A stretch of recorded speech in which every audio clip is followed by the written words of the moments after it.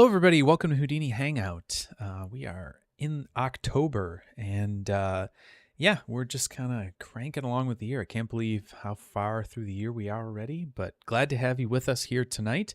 My name's Peter. I will be hosting the stream this evening, and yeah, we have kind of an interesting thing, I think, to take a look at here tonight. Had a little suggestion on the Discord server. Hey Varun, how's it going? Welcome. I had a suggestion for doing some condensation droplets. For like a bottle or whatever, something like that. It's a pretty common thing for people to do, but I think it might be fun to kind of sit down and see how we might work through it and what steps we can take and try to get something kind of interesting going here. That was a suggestion on the Discord. If you are interested in joining the Discord, there's a invite at houdinihangout.com. You can get the invite through that. And it's small community of folks that like to help each other out and learn more about Houdini and all that kind of stuff. So if that sounds cool to you, feel free to go to Houdini Hangout and grab that invite. So that's the plan for what we're doing tonight. I've had a busy last couple of weeks and upcoming weeks and things like that. Hello, welcome, iCats, welcome, Kata, welcome. Nice to have you all here. It's been just lots of things personally, and had some travel last week. Got to go up to the School of Visual Arts in New York and do a workshop there, which was really a lot of fun. We did some Copernicus stuff and a little bit of NPM just to kind of have some fun hands-on stuff. So that was really cool, and I definitely enjoyed that. Nice being in New York for the day. And I live in New York State, but in the city of New York. That was kind of nice to be in the big city. Got another workshop coming up next week, and lots of stuff going on. So it's been a busy last couple weeks. So it's nice to be back streaming and hopefully come up with something interesting this evening. Like always, before any stream, I like to just remind. Oh, thanks, Omar, for the follow. Just saw that on the little bar there at the bottom. If you are interested in, if you have any questions, any thoughts, anything like that, please feel free to drop them in the chat. I'm definitely always open to suggestions or thoughts. If you think that I'm doing something stupid, that's great. I'd like to hear that. So, I obviously don't know everything, so it's always nice to have other folks chime in and give their 2 cents for what's going on. And if we're hitting a roadblock somewhere, better to have someone speak up and add in some helpful information than just to have me here struggling on my own. So please feel free to always chime in. And if you're not understanding something, also ask questions. Always happy to have people bringing questions into the chat and just putting them out there for, maybe you are having this thought and you're like, I don't know if anybody else thinks that. Well, most likely somebody else probably does. So if you have a question or a thought, feel free to put in the chat. There's no dumb questions when it comes to Houdini, so always feel free to do that. Beyond that, just hopefully we'll have a nice evening here learning some stuff. Last week the last time I tried to do this, I had some crazy internet issues, so fingers crossed we won't be running into any of that. But with that being said, I guess let's jump in and do some Houdini stuff.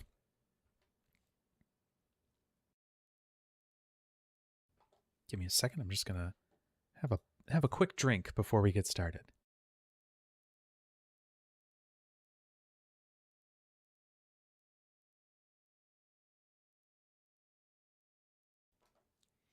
All right, so let's get started here. So to do a condensation effect, we probably need some geometry that we're going to work on. So let's first just grab probably some test geometry. So let's see here. If we grab the,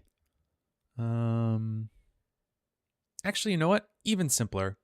Let's just do something as simple as a tube for right now, because really the geometry shouldn't matter too much. It should really have to mainly do with with uh, you know, the simulation itself shouldn't matter too much with what the actual geometry is. So let's just start with something like a tube, and we'll go from there. So let's do this radius scale, make it a little more narrow. We don't really need the end caps on it, but I will put them on there. Let's do a match size here. Get this up a little bit onto the y-axis, or the XZ grid.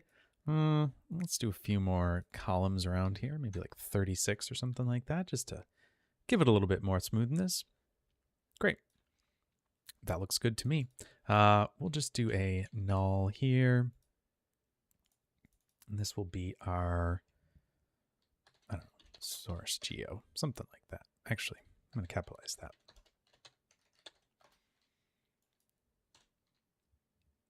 And there we go. All right, cool. So let's just say this will be our geo source.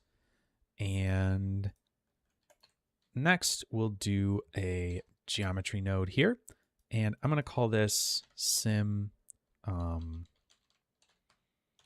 condensation. All right, so that's going to be purple, and let's dive inside here. So let's object merge that in. I'm just trying to be a little bit more clean here, I guess, with the way I set it up. I could have just put the tube in here, but whatever. Just being a little more organized, I guess. So let's do a get source object merge. Let's find that. That's under the source geo null that we made. And there we go. So we've got our geo in here. Let's just select our kind of horizontal, our vertical strips here, our vertical polygons. And I'm just trying to think if there's a quick way to do a group for that. Well, what I could do is just do this. I could just come back to our geo source, and instead of adding the caps here, I could do this, do a group, do a polygon group. We'll call this sides. And then we'll do a polyfill from there. And I think we should, let's see this. I'm going to do a quadrilateral grid, undo the deform patch. And that should be that. Let's just double check that our groups are good here. Oh, bummer. It put that into it.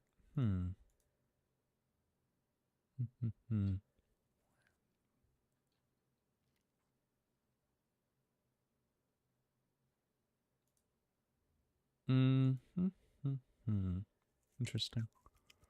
Okay. Well, let's just do this. We can at least get the patch group here. And that we can get from the top and just use that as a negative. Okay, that's fine. Whatever. That'll do. Okay, so we've got this. Let's do well, we should do a point scatter, right? Let's do a scatter.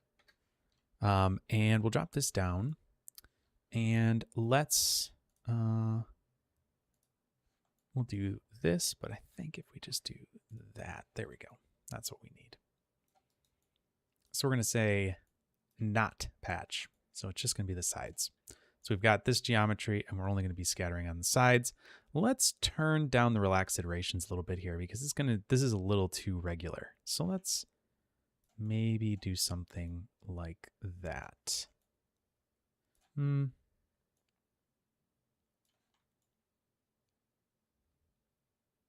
mean, ultimately, I don't really like that these points are up at the top here, but not a huge issue, I don't think, right now. We can always try to adjust that a little later. Okay, so we've got a bunch of points here. Let's maybe up the count, I think. Let's see. Oh, I'm also going to hide other objects. We're just seeing this. There we go. It's like, why am I getting that ghosting? I'm just trying to get a sense for how dense these are.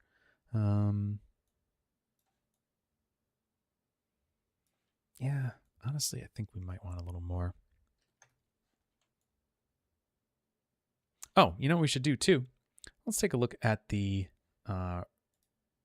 reference that Brain Grapes had put on online, and we can kind of take a look at that. I think that might be cool to help us out a little here. Just to get a sense of, you know, what we can kind of try to do here.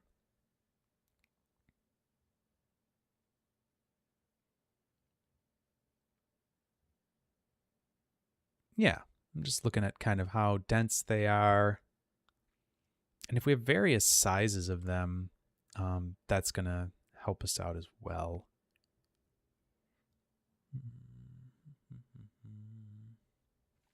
Okay. So let's do this. All right, so we've got that reference there. We can always pull that back up. Yeah, let's go a little more dense with this. Maybe it's 5,000. Okay, we'll call that good for now. I actually might turn that relax iterations down again. Okay, cool. So let's add another group, because what we want to do is we just want to have some of these, well, we want to have some of the particles moving and some of them not, right? The other thing that I think is really interesting about this setup here is we've got some large droplets. We also have these really tiny droplets as well. So we have some big ones and some little ones. I'm not sure if I want them to be quite that distinct from each other. It does feel a little odd, but we can give it a shot, see how it goes. So maybe that's actually a better thing to do. Let's first start with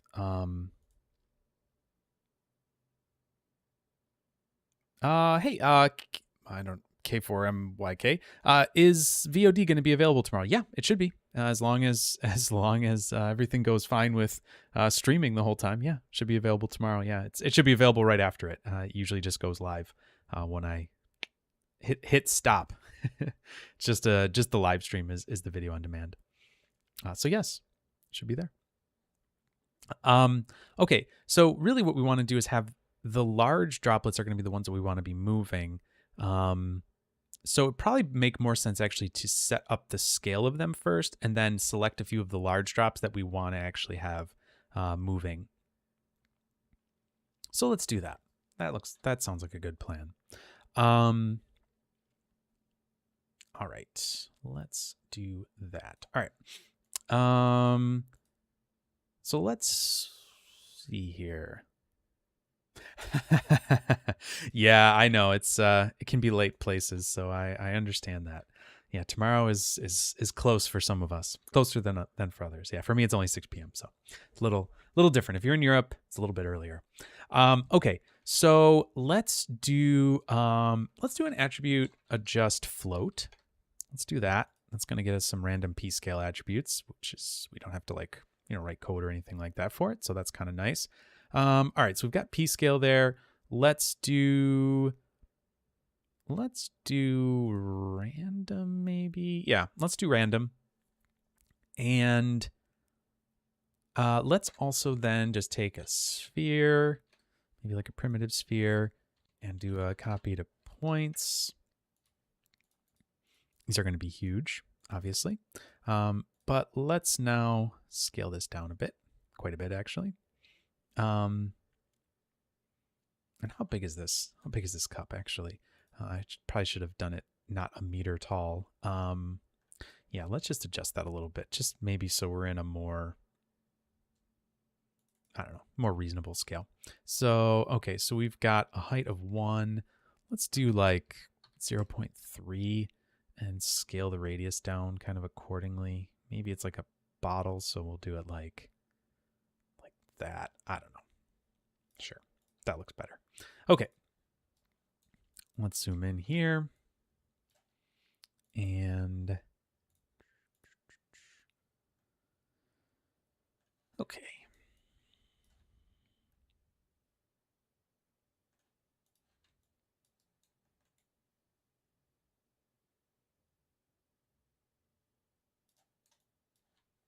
All right. So what I think we could do is we could change some of these around. So we don't want there to be any that are too small, like super, super tiny. So this is obviously a multiplier on this maximum value.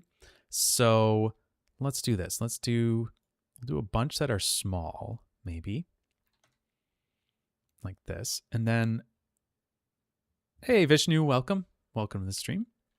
And then we'll do some that are like a bunch that are large like this. And we'll just kind of move that like so. Let's see here.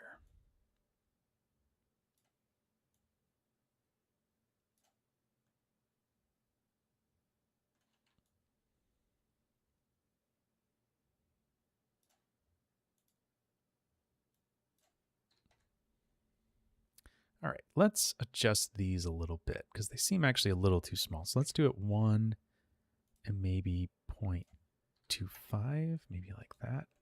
And I think I'm actually going to change the background color here because this seems a little bit hard to see what's going on here. And maybe instead of the sphere, maybe a polygon would be better. Yeah, that is actually a lot easier to see, so that's fine. We'll keep it that way. And I can actually just do this, pack an instance, and that'll just clean that up maybe even a little bit more. Okay, and if we do that, that actually helps us a bit as well.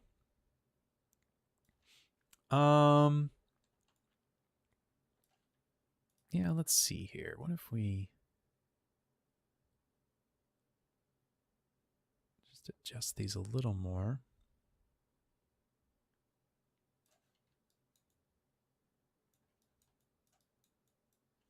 How's that looking? I think we actually want more small ones. So let's do this.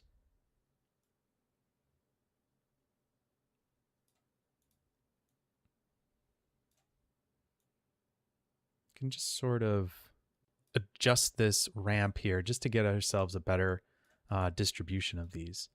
And maybe this is 0.35 and this is 0.2, something like that. Yeah, we could do it like that. We could also do, instead of just being random, we could do it with a noise pattern. And let's see if we can't adjust the scale of this. So you could also do it with like a noise pattern maybe as well. Might be a little too much possibly to do something like that. You got noise versus just completely random. So they're pretty close. I think random will be fine for us for our purposes here. Let's see.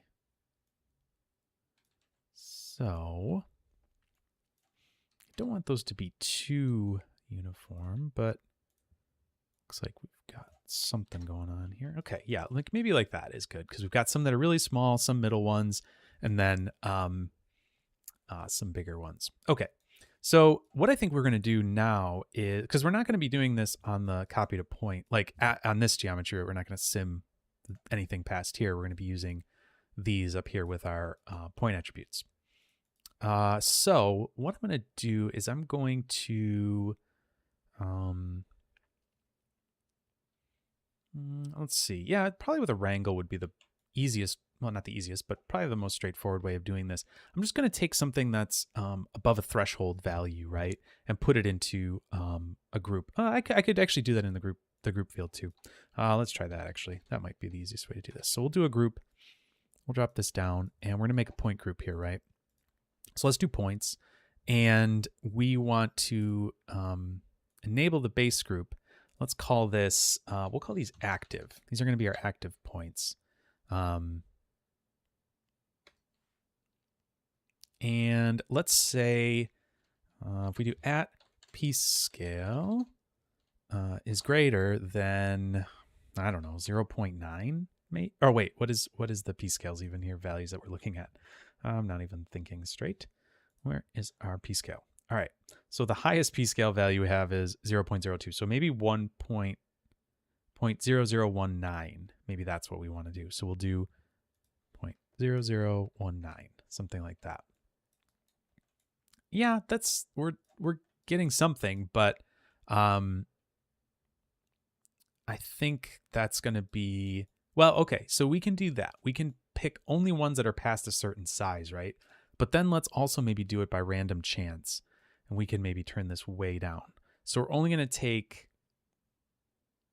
I don't know, maybe we'll do 4% of them that are above that certain threshold. And we'll just vary this a little bit. I want to get some that are a little higher up. There we go. That looks good. Cool. So we've got some varied starting points there, and maybe we'll just up that a little bit more. There's a couple more active ones then. Okay. So we've got this. These are going to be the active points that we're going to be moving, right? So the way that I sort of see this happening is we have this grid of particles, right? And so first of all, we want to just have them moving down the surface, right? That's going to be kind of step one, right? It's just having them moving down. That's going to be the first step. And then from there, I think the next thing we're going to want to do is have them do this trail, right? This little trail thing that we've got going on here. And then I think what we could do is have them delete the points that they're going over within the radius of the drop. And then maybe for something even a little bit more interesting, we could have some mechanism where we have them go a little faster and have them grow a little bit as they absorb these other droplets, right? Because they're absorbing these droplets. And in this one, it doesn't really look like they're speeding up at all. I think in actual condensation, you would see them speed up the bigger they get. And they are sort of moving at different speeds, but I'm not really seeing that in this simulation, which, I mean, I think it's a great simulation, don't get me wrong, and we're not going to get anything probably looking nearly as clean as this today. So I think those are some of the things that I'm thinking in my mind. And I should probably preface this by saying this might be a 2-part thing. I might not get all of this done. I probably won't get this all done tonight. So I'm thinking maybe the next stream will do that as well, is just keep going with it. I don't do a lot of that, but kind of could be interesting if we're getting something going well. That might be a good thing to do. So anyways, before we get 10 steps ahead of ourselves, let's just do the next thing, which is moving these and making sure they're moving along the surface of this object, whatever it might be. Okay, great. Just keep looking at this, but all right. So we've got our points here. Okay, we've got our active group here. Great. All right, let's do a pop network. We'll wire this in. This is not going to like that because by default, this is using scatter onto surfaces. Instead, what we can do is, nope, actually, we don't even need this pop source because we'll be doing this all as initial geometry, I think. So there we go. Let's just do that. And let's do this. Let's put a null down here just to say in particles. And then in here, we can just grab that. Okay, and this one, we don't really need a source here because that should be fine.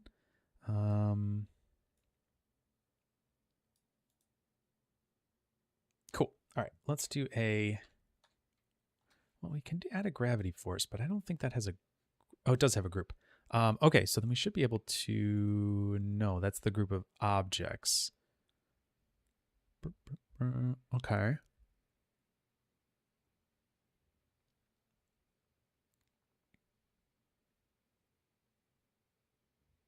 Okay, let me just think about that.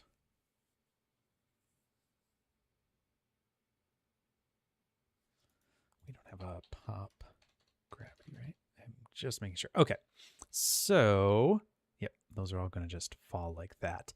So what we could do actually probably, which is going to make a little bit more sense here, is let's just do a pop wind.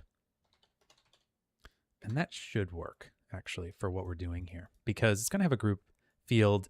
It's going to have, we can do the velocity and things like that with it. Let's just say -1.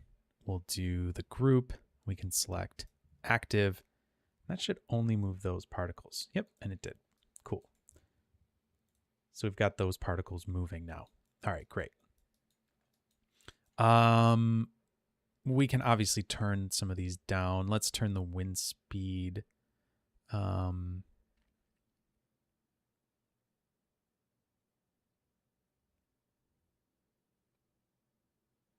right, let's turn this down to 0.1 maybe. Yep, there we go. Actually, I should turn the real time on just so we can see that a little bit better. And could we maybe, oh no, the guide is going to be the wires. Okay, cool. Let's maybe just do maybe like a pop color as well here. And I'm just going to color active, maybe red. Red, is that going to even be visible? Yeah, it's kind of visible.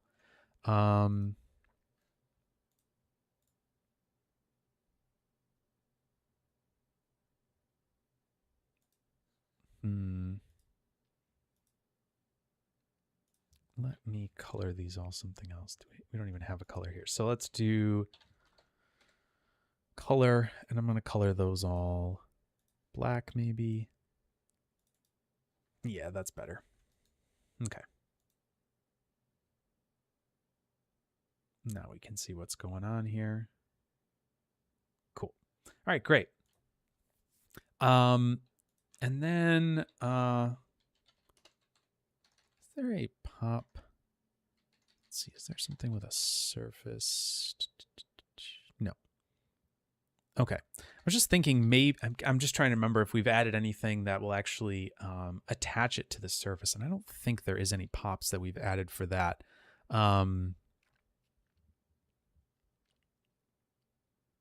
So we're going to need to,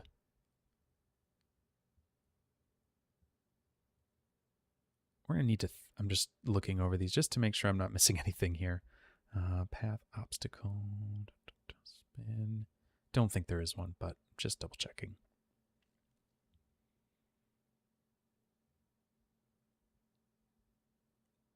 Okay. I think we're good. Cool. All right. So the way that I normally do that is by calculating an SDF field and then on that running a gradient and moving them in relationship to that gradient. Well, I'll show you that in a second because I have to think about that as we're going through it. Maybe what would actually be good here is to give it a little bit more of a realistic shape so that we know that these are actually sticking to the surface and not and that they're not like just, I don't know, because right now they're just going vertical and like that's, you're going to only have, obviously you're just going to have vertical stuff. So let's go back and just give this a little bit more something here. So all right, let's see. let's just do some little edits to this. So let's do an edge loop.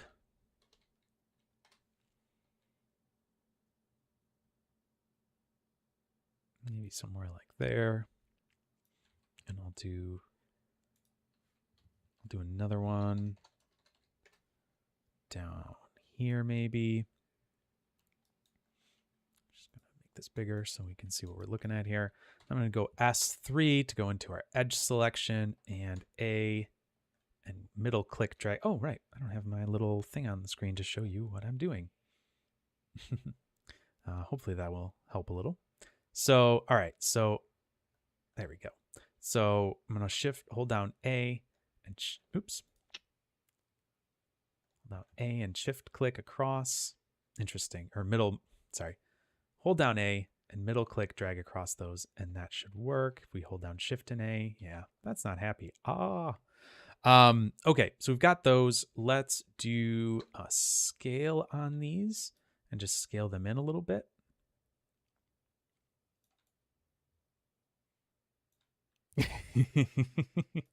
I know. This thing isn't smart enough to like know how some of these commands like all like it knows some of them, but it can't do all of them. It's kind of frustrating. Anyways, all right, let's do S again, and let's just do control click there. I'll get rid of those, and let's do another edit here and just maybe tweak that in a little bit more like so. And yeah, maybe our polyfill will just do this on the bottom. So I'm just going to do A and click, middle mouse button click down there. And let's just polyfill just the bottom there and do an edge loop as well. And we can do that. So maybe something like, I don't know, something like that. And then I think I'm just going to add a couple more edge loops here just to kind of clean this up a little. I'm going to subdivide it then. So let's do, oops, sorry. Edge loop. I really should have probably a modeling thing here. Model. Do we not have edge loop on that? That's interesting. I don't do a lot of modeling, so. There it is. Okay, edge loop. Cool. Just do a few of these just to kind of make sure we're getting some decent shapes.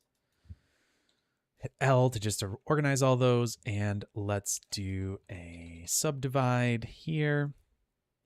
Let's see what this looks like.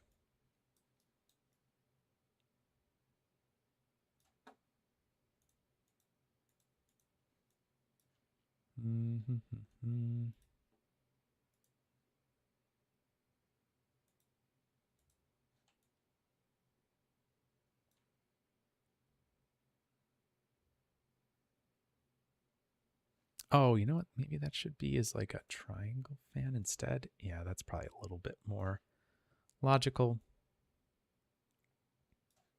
I mean, it's not great on the bottom, but it'll do. Okay.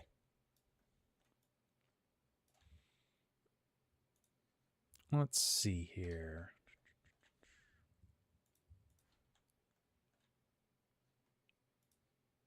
I think I can just, oh yeah, shift click.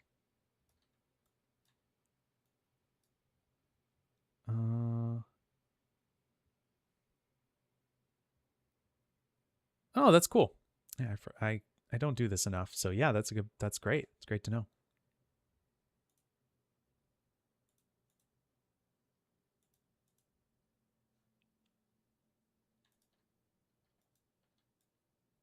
Just gonna move these out a little bit like that.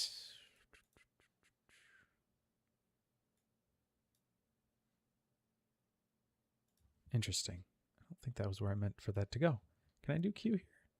Yeah, it looks like I can. Oh, but you know what? It actually doesn't do an edge loop because that's a poly split. Interesting. So Q doesn't do that quite because this is actually, I think, a custom little tool thing that it's basically doing it in a certain mode. Anyways, but that's good. That's a good. Yes, it does change the type of path. Yeah, because that's like an alias, I think, to doing a specific type of poly split. Yeah, the path type edge loop. So instead it does shortest distance. Anyways, not super important, but there we go. We've got some maybe a little bit more interesting geometry here to work with. And what if I do...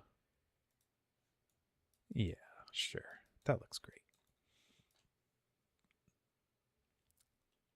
And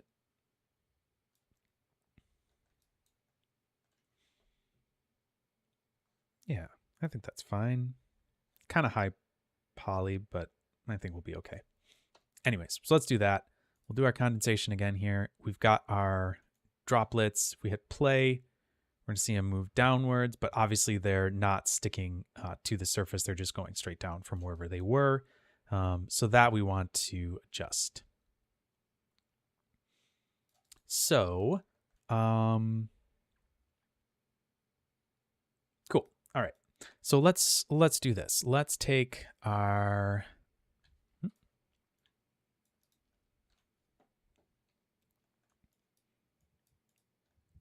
just looking at this again. Yeah, cool. Okay.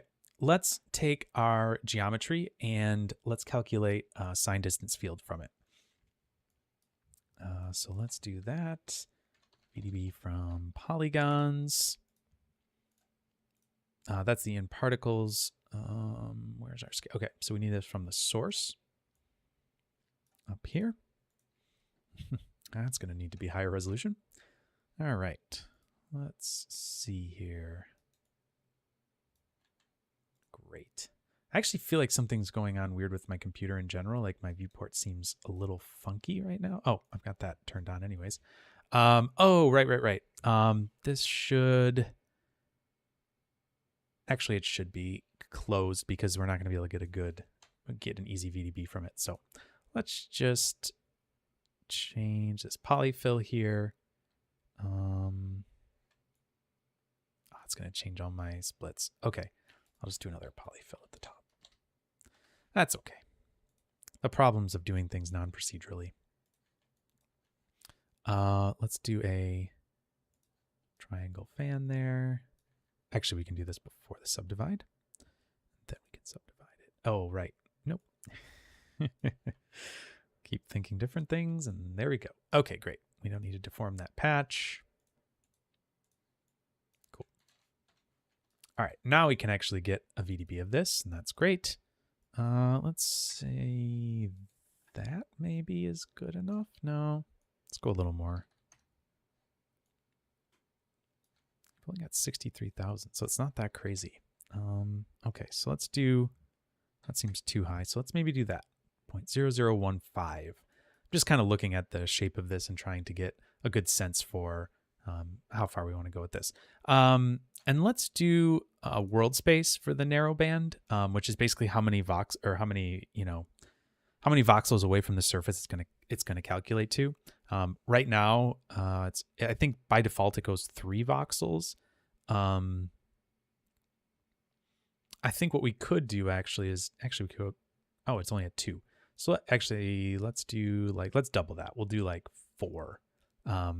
And so this is 4 exterior band voxels, 4 interior band voxels. We could also fill interior, but I don't think we're going to have these particles moving too quickly. Like if you had them moving really fast and they got past that like 4 voxel like padding around the surface, you could actually run into problems where it would want to stick to the surface. So I think we'll be fine. We can go maybe even a little more here. I think that's going to be totally fine. Okay, so we've got our VDB from polygons there with our SDF field. Let's calculate, I think it's VDB analysis. We can take the gradient of this, and we're going to take the gradient of the surface, and we're going to change the name to be gradient. So now if we look here, we should have a gradient. vector VDB. So this is going to be the same, but it's going to be the same scale of the volume, but it's going to have vectors that are pointing in the direction that the surface field is going, which is positive and negative away from the surface. So that means it's pointing to the surface, basically. And we can then we could combine these if we wanted to. I don't think we're actually going to need the surface really at all in this case. I don't see that as being probable. So let's just do this. We'll just leave it like this, and we'll just say calc gradient like that. Let's wire this into the second input, I think. Maybe we'll move this over. Cool. Okay, so we've got these. Let's I think the easiest way. I'm doing good. How are you doing? Accessible? Welcome to the stream. Nice to have you. I think the easiest way to do this is actually in a VOP. So let's do that. Let's do a VOP. Grab a pop VOP. Fun name. And I think what we're going to want to do is have this. Oh, let me think of the order of operations here. I think we want this at the top. I think we want it at the top of this and be the first. No, because we don't want it to push it away from.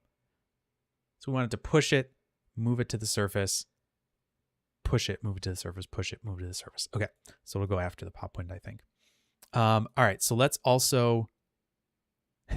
Yeah, great. Glad you could join us live. Let's take input 2 here, and we'll say the second context geometry is going to be our second input for this pop VOP. Because obviously we don't have actual inputs here, so we need to tell it what we want to do. And let's go inside. We can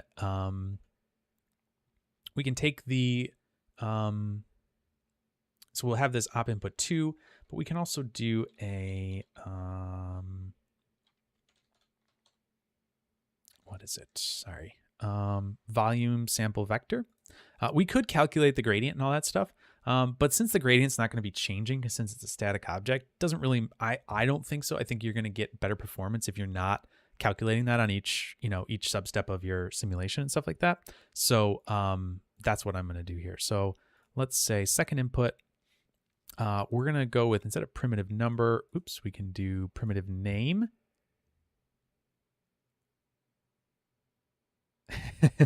See a Maya animation. Or May animation, I guess? Yeah, I was thinking Maya animation, but no, I think it's May animation. Thanks for joining. Nice to have you. All right, so the primitive name is going to be gradient. And so now we have a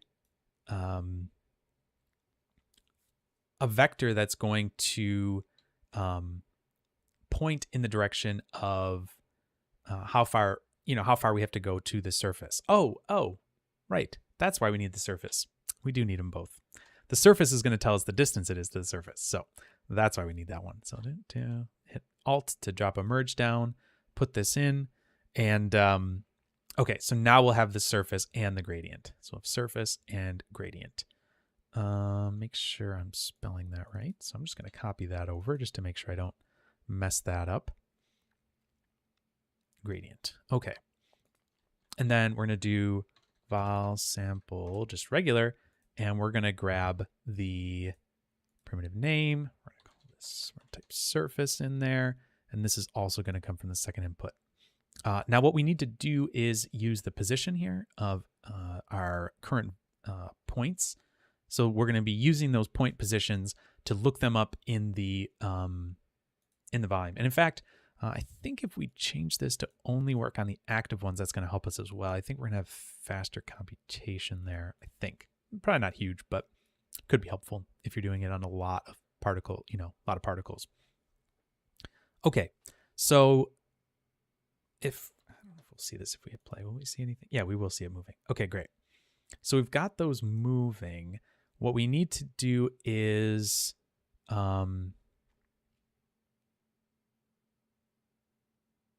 let's just maybe visualize what's happening here before we worry too much about where we're going to move these. So what I'm going to do is I'm actually going to wire this. Oops, I'm both selected. I'll wire this into the normal, the gradient, and then I think if we come up here, or actually, will we see them here? Yeah, there we go. So now we can see where these gradients are, like the directions they're facing in. You can tell that they're too long though, right? Like they're going way too far, right? They're obviously pointing in directions that way too far, right? It's not going just to the distance of the surface. It's going off into the direction, as far as it can go, like 1 unit. So what we can actually do then is we can let's multiply these together. So we'll do a multiply. Yep. And if we take our vector, multiply it by a float, that is going to scale the magnitude of the vector. So we're going to put this into n, like so. And I think if we see this now, yep, they should be small. And I think as they get away from, yeah, we don't even really see them. Okay, so that's kind of good actually, because we're not seeing much of anything here. And as they go away, we should see a little bit of a vector. So you can see there's a little bit of a vector there that's pushing it back to the surface. And then as it gets to the limit, it's going to stop. Like once it gets away from where that volume is actually calculated, like there, it stops calculating it because it doesn't have surface distance that far away from the surface of the geometry. So we're getting that now. And what we can do, I think, here is take this. What direction? Is this pointing in the right direction, though? No, it's not. So we need to negate it, I think. Negate.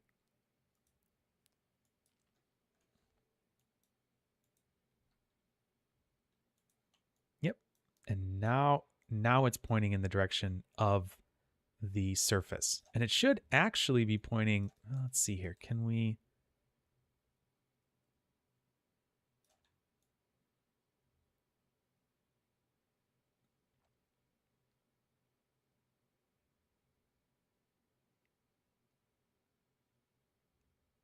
thinking it should be pointing the amount it is from the surface. Why is it not doing that? All right, I'll have to think about that.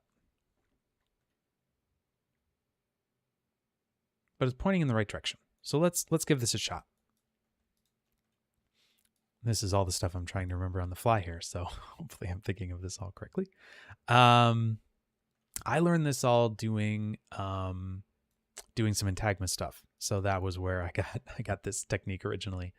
Okay, so I think if we take that vector and add it to the position, that should update each frame and get us what we want. So let's do that. Let's do add, and we'll take our position here and add it here and there. And let's see what happens here.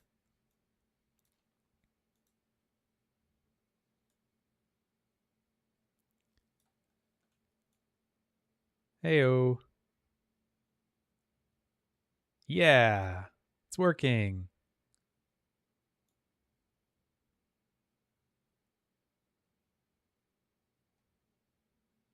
Cool. Hey, I remembered. That's a good feeling. Okay, so we've got stuff working here. So that's very exciting. All right, so if we were to just take that now and let's just say stick to surface. That's what that's going to be. And this will be like our gravity force. Okay, let's go here, take those. We're going to come down to the bottom here. And let's just say, I'm going to actually, in this object thing, I'm just going to do pop and star. So we only get any particle stuff that we're doing and not anything else from the scene. Like if we're not putting a ground plane in, but if we were, it would stop it from being anything weird like that. And so we've got our particles, and as it's going to go, there they go. They're going to start going down. Boop, boop, boop. Cool. Great. The question is going to be what to do with them when they get to the bottom. Maybe we just delete them. I don't know. Like if they don't move enough or they get to a certain position, maybe we just kill them. But we'll figure that out in a little bit. That's probably going to be a much later step. Okay, so we're getting something here. I think I've done stuff like this before, so I'm just glad that my brain is working. I mean, I've definitely done this type of an effect before, but I think I've done this on the stream. So hopefully this is a little bit of a refresher, if anything. Okay, so let's do another pop wind, and that could maybe animate the direction that these are going to go. What happens in the bottom stays in the bottom. Yeah, exactly. Yeah, just don't look down there. That's how you. It's fixed. Just don't look at it. Just stop it. It's down there. Just don't worry about it.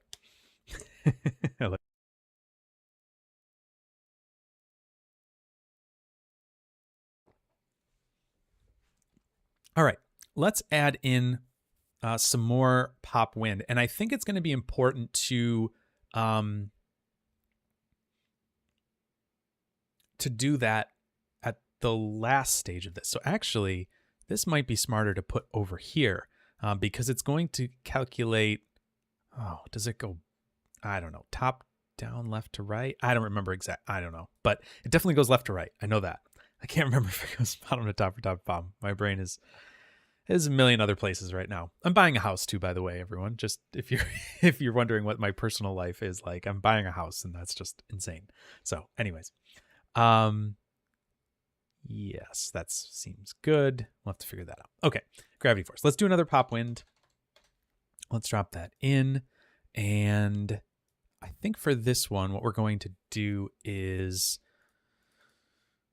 let's up the amplitude. Oh, I almost want to say we don't want this to animate, maybe. Well, let's see. Let's not go too crazy with that. Let's do it like that. Let's swirl size. I don't know. Something like that.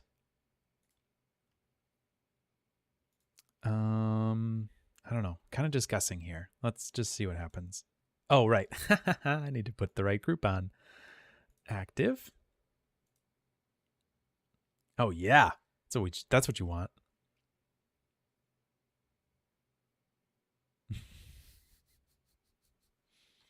Right. It has to be less than the total amplitude of this downward force. So this downward force right now is at 0.1, so it has to be less than that so that it doesn't go top down, left, right. Thank you. Oh, my poor brain. Anyways, all right, so let's do like 0.05, and that should now give us something. What if we make these bigger?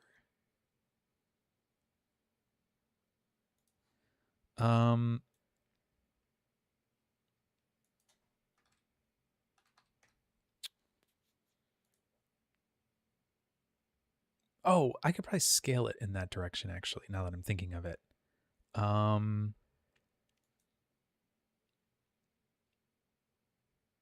So what if let's just change this up a little here. So if I do this, okay, we've got crazy drops going. Too much. All right, let's do this. And what if instead of that, let's actually go maybe a little more. I just want to really see what's happening here. Okay, got some crazy drops moving around. What if instead of that, what if I do this? I'll scale of 0 on that.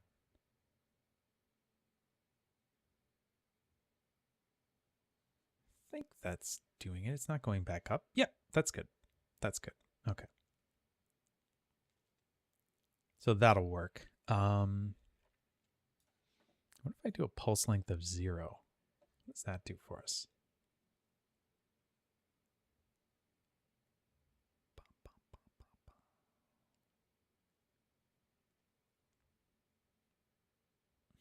kind of thought that might actually just stop it, but apparently not. Okay, so let's maybe do 0.1.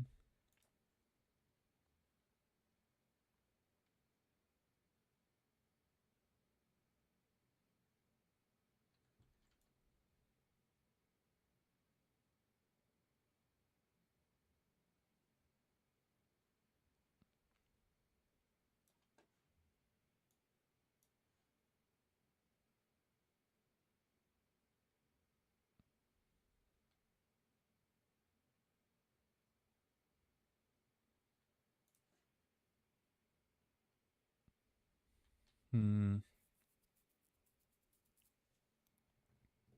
Hmm.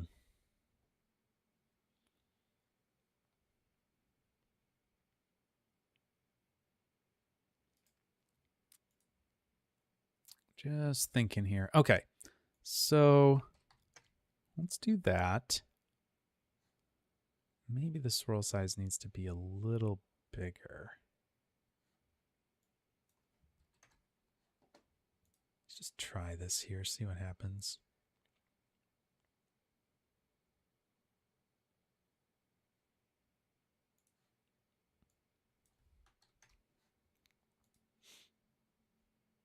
Hard one there, very small like this. Okay, that might be doing something nice. Okay, so let's actually come back up here and let's just trail those.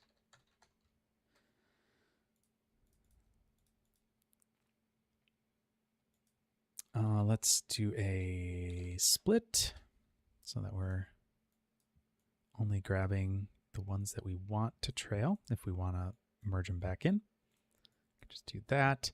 Let's split points. What?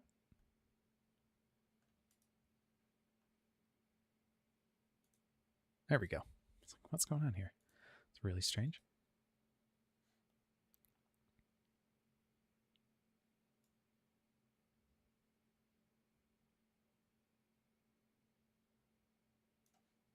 Okay.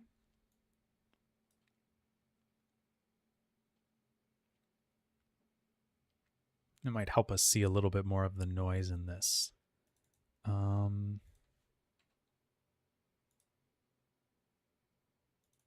Let's see here.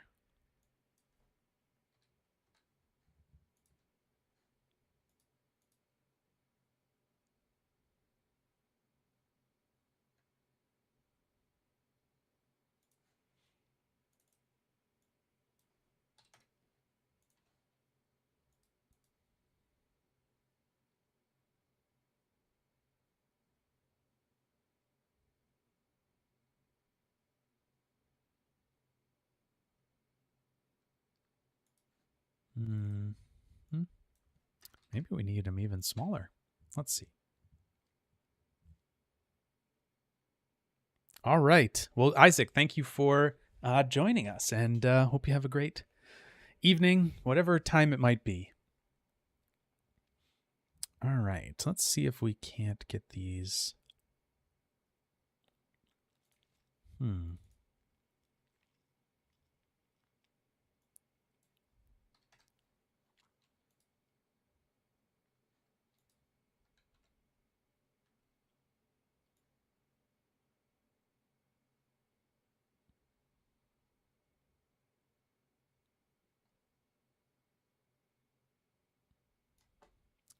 Okay. If I turn the roughness up a little here, let's see what happens. Yeah, that's just pushing him too, like it's giving him too much downward velocity now.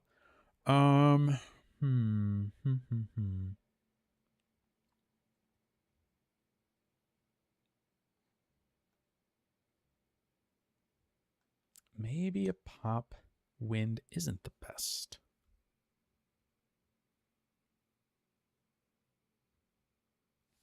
I really wish there was a scale on this, but there's not.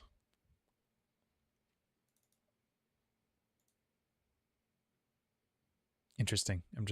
I've never really gone in here before. That's cool. The pop wind, I was just curious what it is.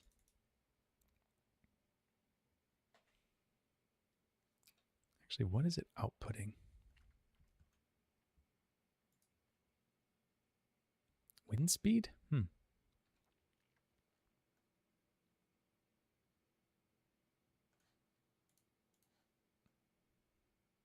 I guess not. I just... interesting. Sorry, little tangent there. I'm just thinking if there's a way that I could do this automatically, or sorry, do this manually. Because I don't really have a scale here. This is just kind of blowing these around, and I want to control them just going left and right and not up and down at all, because like I don't want to add any like vertical speed to them, right? I just want to add a little bit of horizontal speed to them, and it's really not doing what I wanted it to.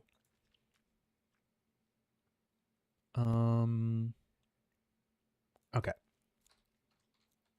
What? Why did I get an error there?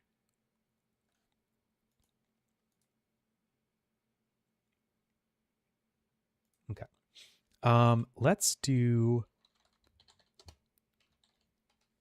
pardon me.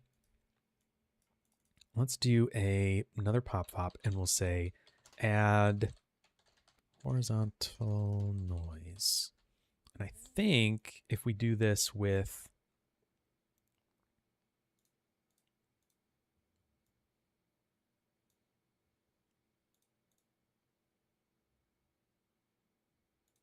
let's only take the active group. There we go.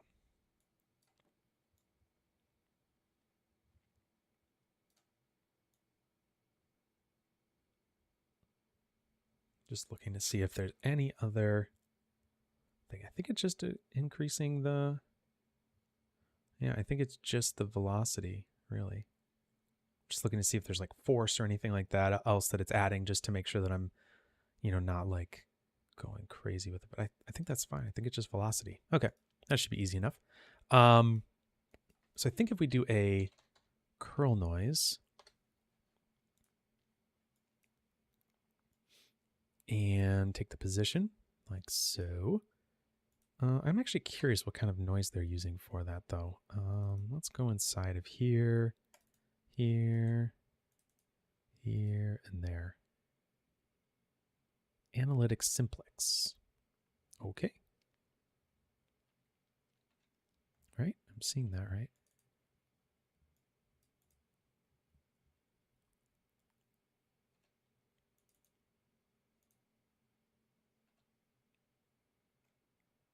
Yep, that seems right. That's the noise it looks like they're using. So that's cool. Okay, great. Analytic simplex. Cool. All right, we will use that. And let's see. Let's only take, so if we put this noise and put it into the velocity, it's going to be too much, but let's turn this way down here. Just want to make sure that this is going to work. This is working. Whoa, right. Can't do that. We only want this to work on the active ones, and the amplitude is negative now. That's interesting. So let's do 0.0 or 0.1 maybe.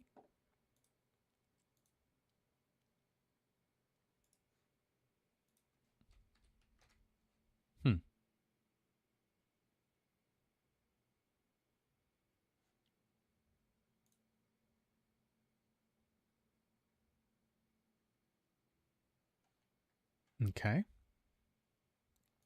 Cool. Looks like that's working. Let's do a set vector component. I want the,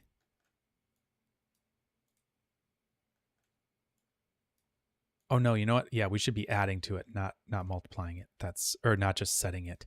So we should be taking in the velocity here and then adding to it. So we should do an add here. So we'll take the V, add to it, summit.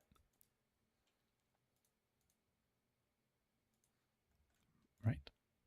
Am I missing something here? What did I just do?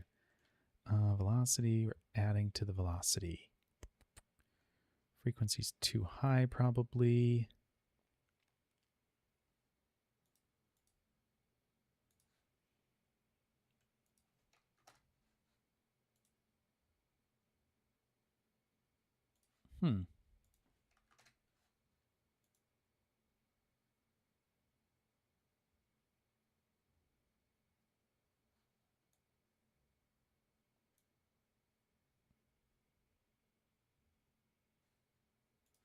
All right, let's just do simplex noise. I feel like something weird is happening here. Something very strange is happening here. Okay. Yep, weird. Anyways, all right. Yeah, too big. Let's go back here like this.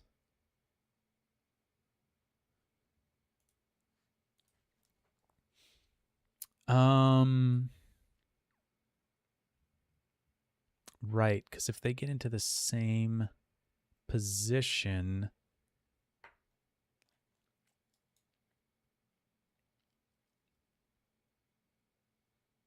let's see if we can offset it with time. Let's try that.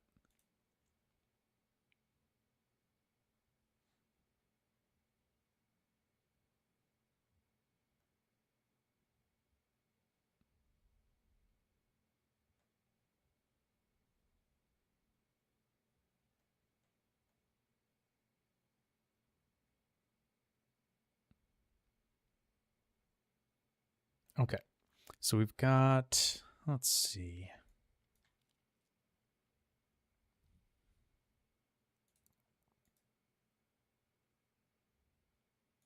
All right, we've got that going there. And I'm also going to take this vector set component, and I'm going to just set the y to 0 so that we're not setting anything there. So we're going to do component 0, the vector of component 2. Yep, and that should be good. Noise vector, set the vector component. Okay, yep. So we're setting it to just nothing, basically. So let's see how that works. Should be good. And if we do the amplitude a little bit more, should only go left and right, I think, now.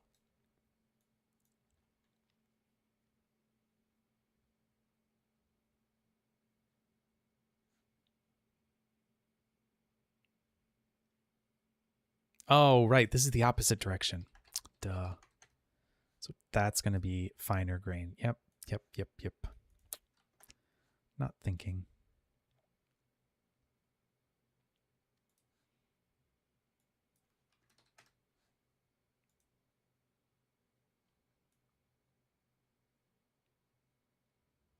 Okay.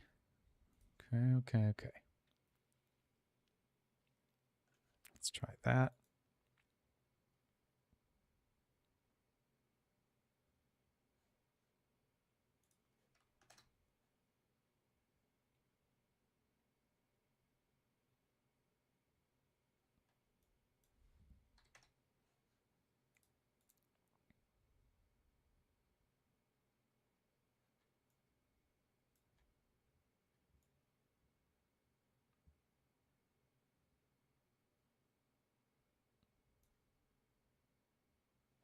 All right, let's take a look at these lines. I just want to sort of see what's going on here.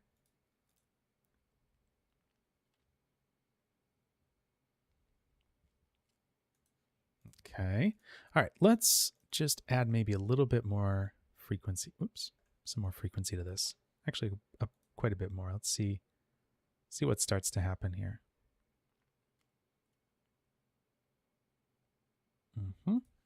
Okay.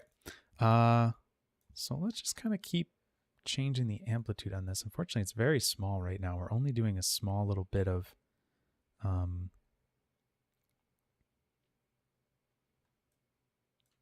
adjustments here.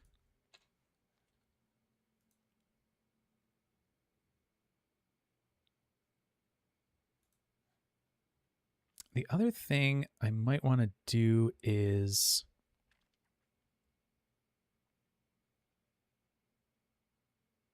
offset it based on the ID. Kind of think that might not be a bad idea to give each of them a little bit of a different. I think we should have IDs for all of these, right?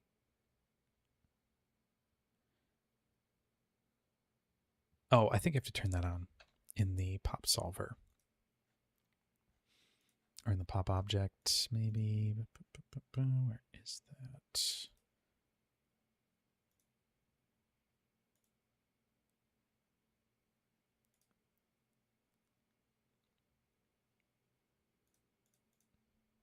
Maybe not. Maybe am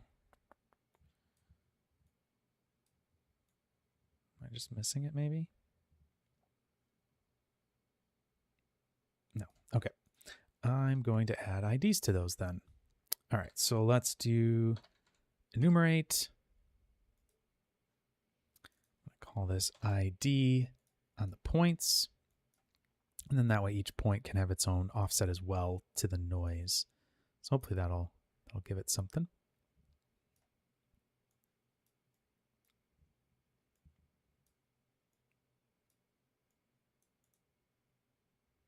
Actually, probably would be better to do that and then the ID so that it's a float coming out of there, right?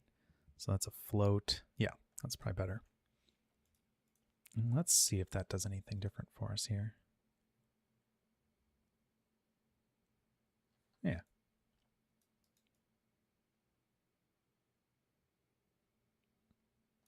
So hopefully that'll make sure that they don't get like caught in the same like stream or anything like that.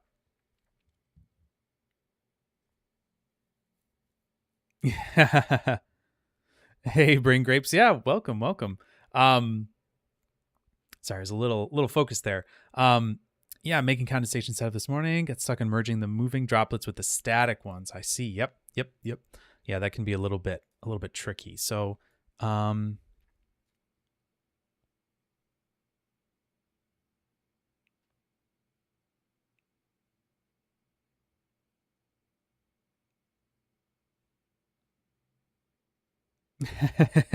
great. Thanks for joining, K4.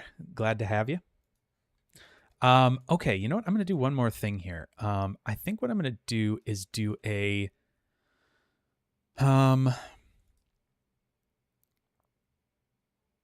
I think I want to do something where if because like when they start off here, they're like moving to the side and that feels a little funky. Like here, if I restart this, go back up, look at the trails.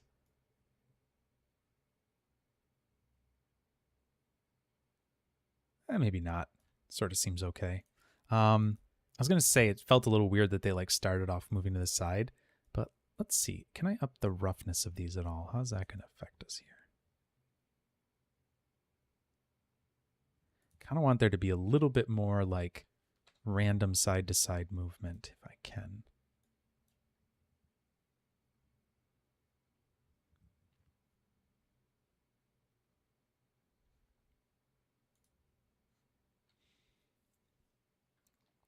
Okay. Yep. I think I'm going to do this. I'm going to take the velocity here. I'm going to take a length of that. So this is going to be its speed, right? And based on the speed, I'm going to adjust the amplitude of the curl noise. So, let's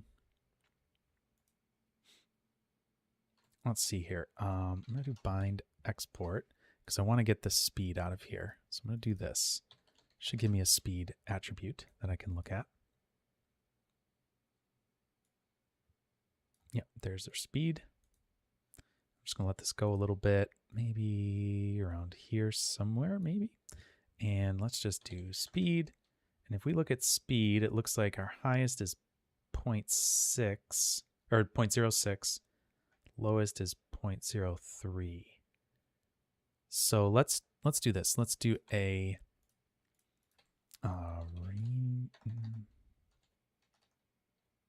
no, it's a fit. Fit range. If I can type, there we go. All right, so we're going to fit the range. We want the max or maybe the minimum amplitude to be 0.01. So we'll wire this in here.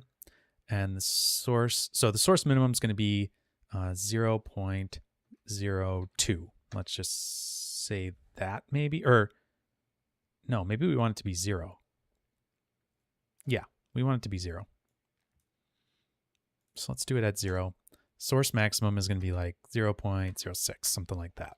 And then down here, we had the amplitude at 0.001. Maybe we do a little bit more than that, or like a little less than that, like 0, 0, what was it, 0, 0, 1?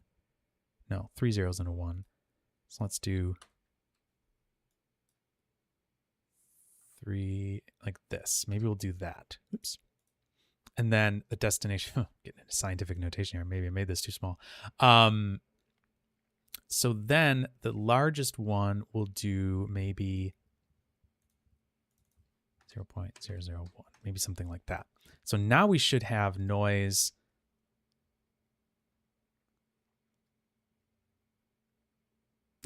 No problem. You're not distracting me at all.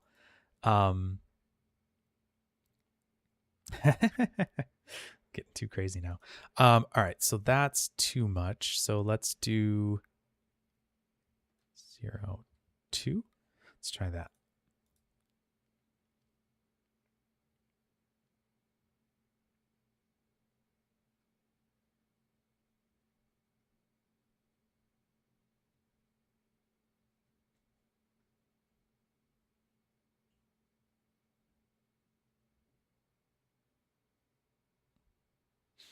All right, let's see what happens here. I just want to look at these real quick before I answer your question there.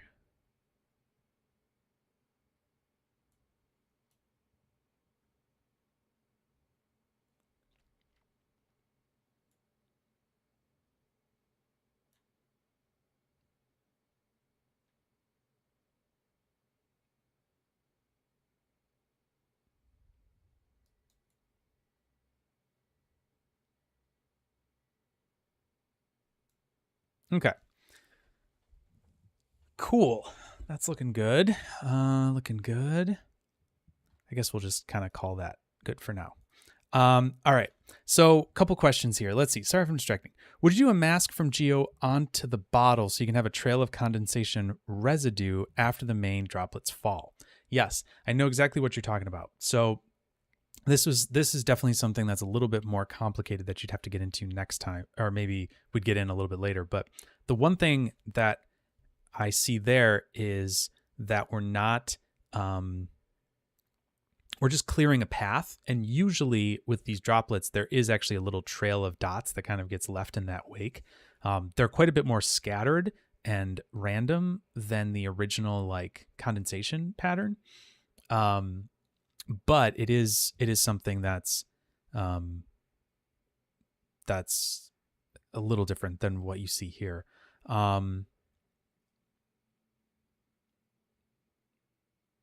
Yeah, I'm trying to think of how I would maybe do that. Probably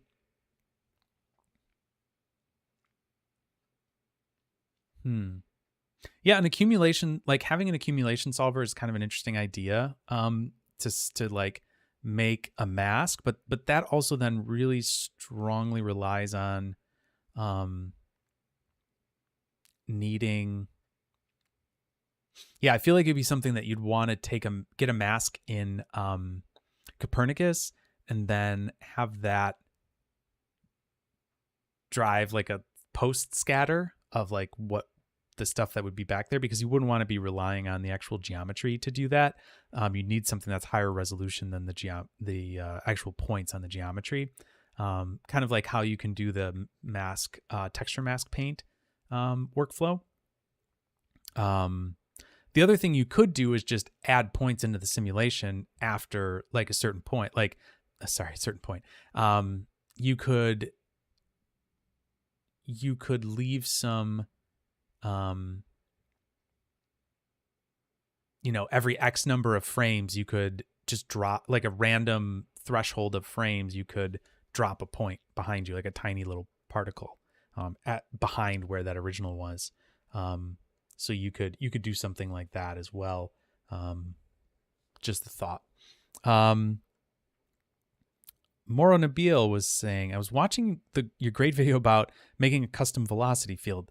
I want to use my velocity from the pop solver to make volume a volume around pops. So I rasterize V, but the result is not, it's not following. It's not that good. Is there another way?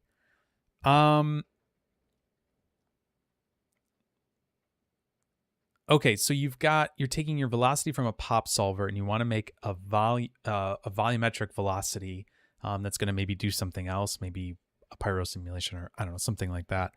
I think the important thing there is I do think a rasterization of that is fine. You just need to make sure that you're doing it with the right mode, right? Like rasterization has a few different modes.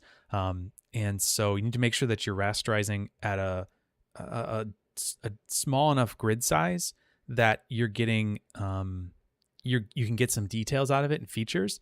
But then you also need to make sure that your point that you're like sourcing from, that you have a large enough influence area around that to be able to then have that go into the velocity or into that field that you're creating.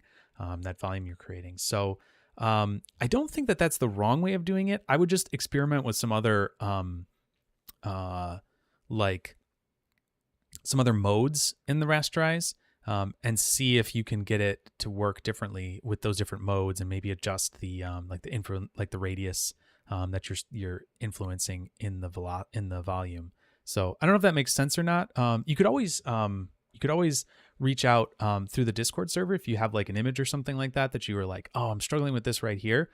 We could take a look at it and see, you know, what we can sort out. But yeah, hopefully that makes some sense.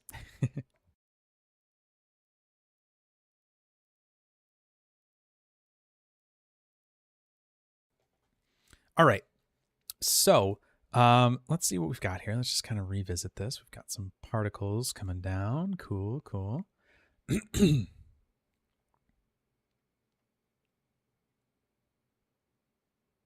Now, the other thing I probably would want to do is have them sort of start at different times. I think they're maybe all going a little too uniformly. Like they're all starting at the exact same time. So that's kind of feels a little strange. But anyways, we can always, that could be something for the future. All right. So let's do this. Let's take a look at, well, actually,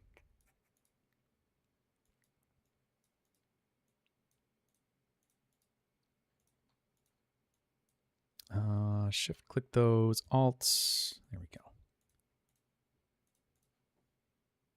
Yeah, it sounds good.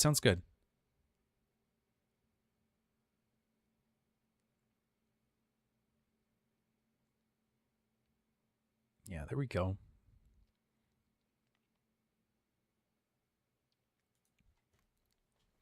All right. Let's see here. The other thing we could, yeah, you could definitely, yeah,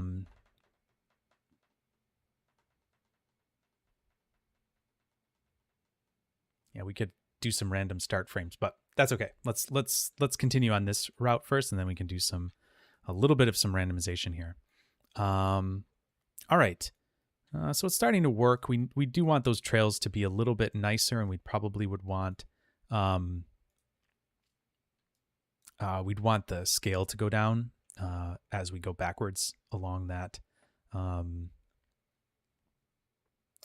the,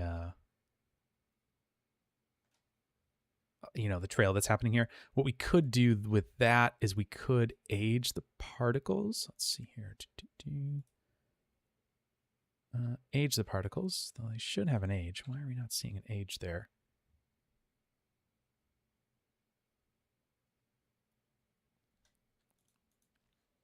So for the static drops, are you doing some pop attract? I'm guessing you must mean in this setup here, because I didn't make this. This is someone else's. This is Asada Media. Somebody put this in our Discord as just like a reference to, actually Brain Grapes put this in there. So I don't know if you're asking that.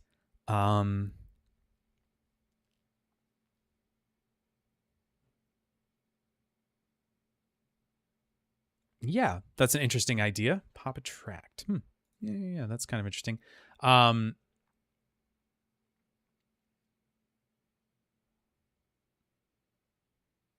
yeah, definitely. Real condensation droplets do speed up as their mass changes. Yeah, 100%. So they're like there's two mechanisms at play. There's the droplets that's getting shot out the back of that trail, so it leaves droplets behind as it goes. So that loses some mass as it's going. So it technically kind of slows down if there's nothing in its further for it to grab onto.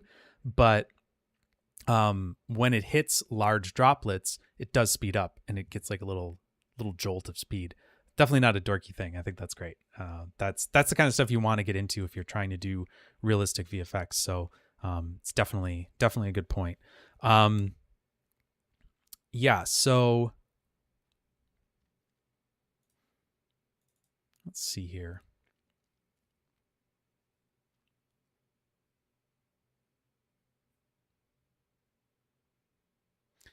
Hey Zach, welcome. Yeah, Carlos, that makes sense. Yeah, yep. I definitely think that's interesting. Pop attract. I wasn't really thinking of that, but that could be an interesting strategy. It would almost have to. I would almost want to, because it's interesting. There aren't like the good thing here is that all the particles are in the simulation, right? We're simulating all of them, even though just the ones are moving. So what we could do is we could be calculating on all of the non-active particles and say, like, when you're within a certain distance, get attracted to it, and then when you get within a further threshold distance, then like delete and become part of the other of the other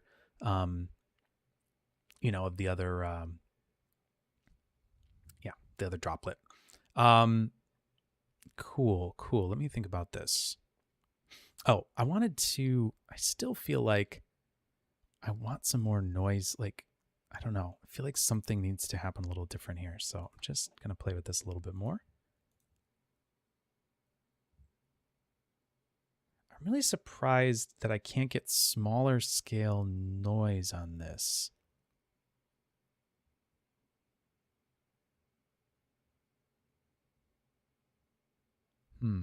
Maybe that's the problem. Maybe I need the step size smaller. Okay. Let's see here. Let's go back.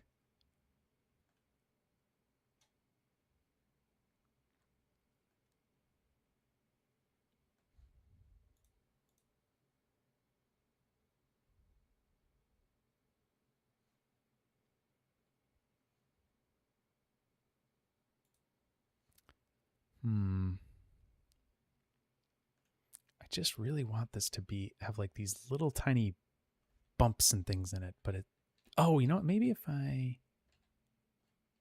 up the turbulence, maybe that'll do it. Nope. All right, let me undo it, go back to where we were here a second ago. Let's see. There we go. Okay. What if I add a step of turbulence in there?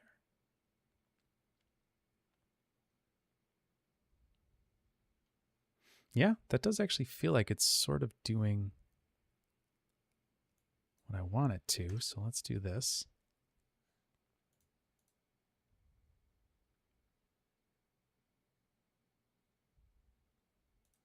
Yeah, I feel like that might be a little better. Let's look at that real quick before we move on here. Let's see the trails.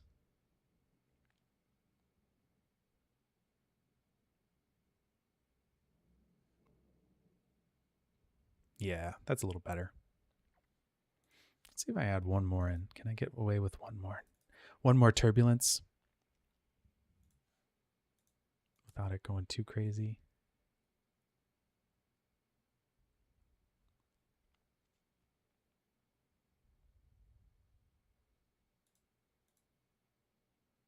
Okay, I'm still... Okay, I'm going to do this. I'm going to give it a little bit more before it actually gets any.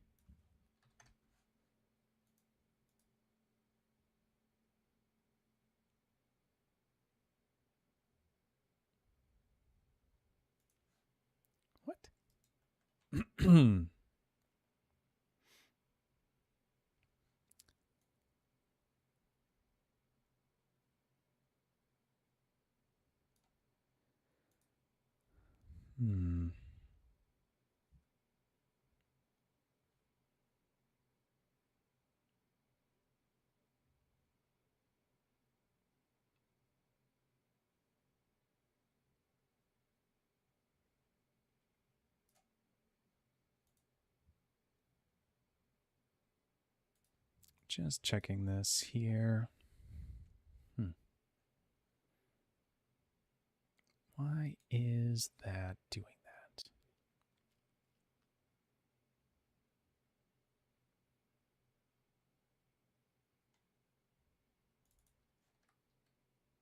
Okay, let's try that. Let's do this. See what happens here. Okay, now we've got some control. Let's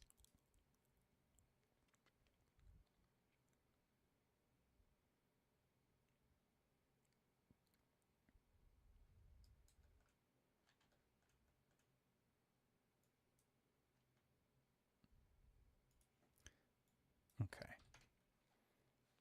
So now we've got a little bit better control of what's going on here.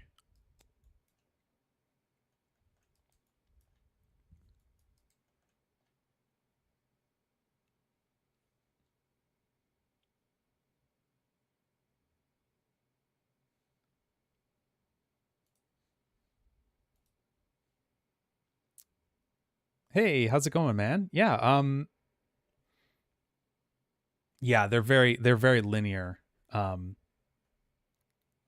the slide. Yeah, I think what I'm going to do is just keep tweaking this a little bit, because I want to allow them to kind of like start a little bit going down, but not.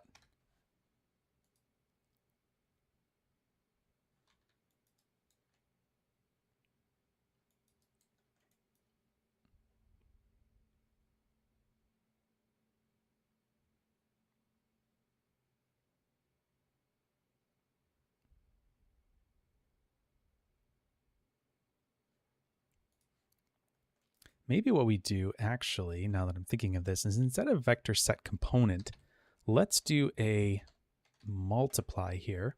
So instead of just setting the component, the y axis to 0, let's do this. Let's create a constant, and we can just multiply against a vector here. And let's just keep it the way it was in those axes, but let's just multiply it by like, I don't know, a tenth maybe in the y-axis. Let's see how that works.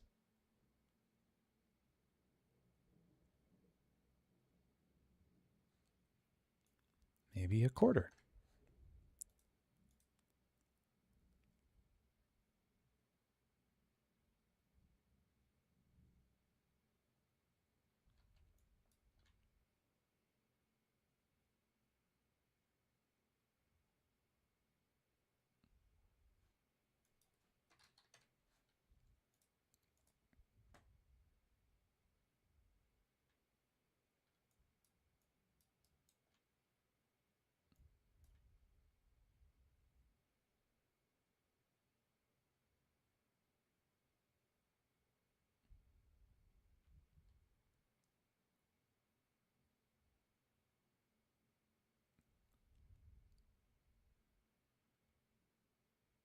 Yeah, that's kind of cool. I'm feeling that. That looks good. All right, let's see what that looks like here. Yeah.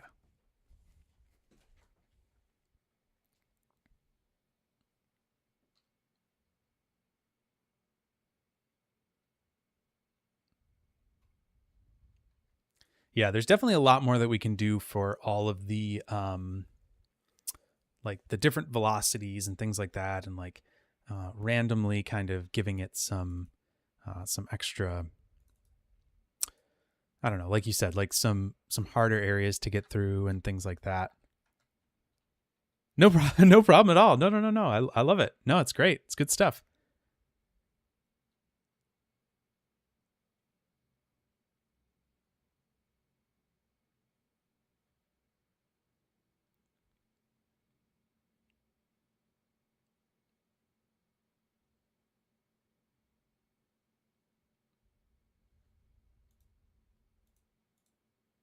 Yeah, maybe that's doing something a little more interesting.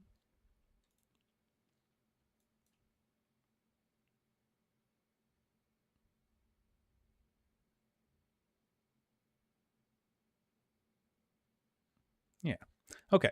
So let's try to get these other static drops to do something, um, maybe do something with these moving drops. Um,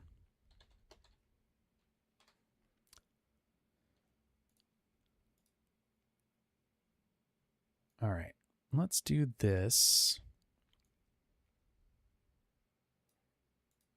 Let's do this maybe after that, something like that. Let's try that. So pop attract. So we're going to do this on the group not active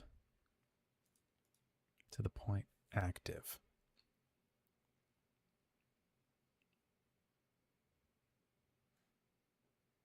Let's see.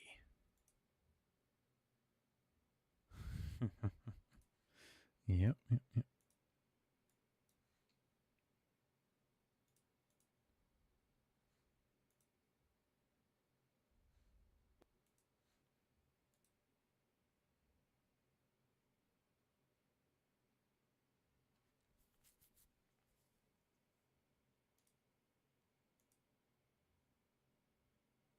Hmm. No, I think the problem here is going to be that we're going to this. I think it's better to have a custom solver for this, honestly, because this pop attract is, it's going to be a little tricky to do that with. I think we could maybe do expressions for it. I almost feel like just doing it from scratch is going to be a lot easier. Oh, thank you so much for, that's very nice. I'm glad you liked the videos. Thank you. Hopefully they help people. Okay, so yeah, I feel like this is going to be a little trickier because we're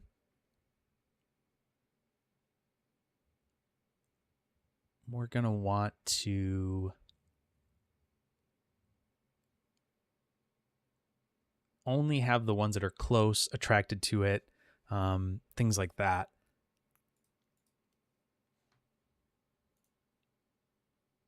I don't know. I think it's going to be a little tricky to... Yeah, maybe 2 groups would be helpful. That's fun. Let's see here.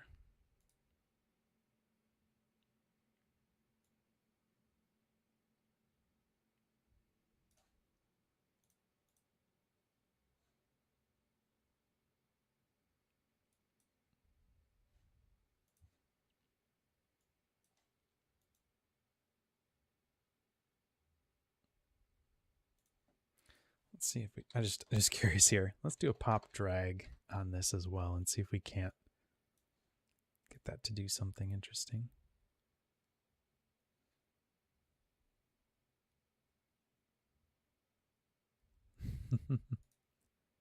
uh,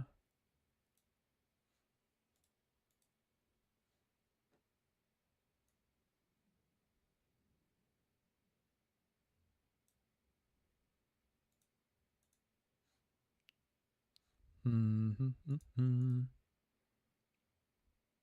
trying to remember what all these things do. Let's just maybe turn that force down a little bit. I don't know. Yeah. Anyways, sorry. Now I'm just playing. Okay. Let's do something, I think custom. I think will be better. What we're going to want to do is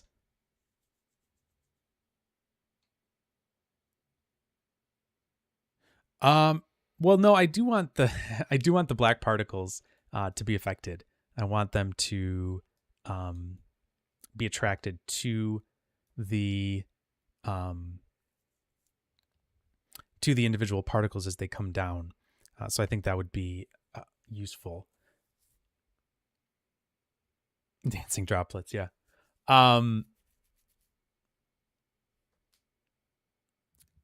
Yeah, I think that's going to be the case here, because I think we were talking a little bit about, where is it here? How they kind of pull towards this. I think that's kind of interesting. They sort of pull in, and I think that's kind of cool. So let's try that. Okay. So, just trying to think here. So we're going to want to find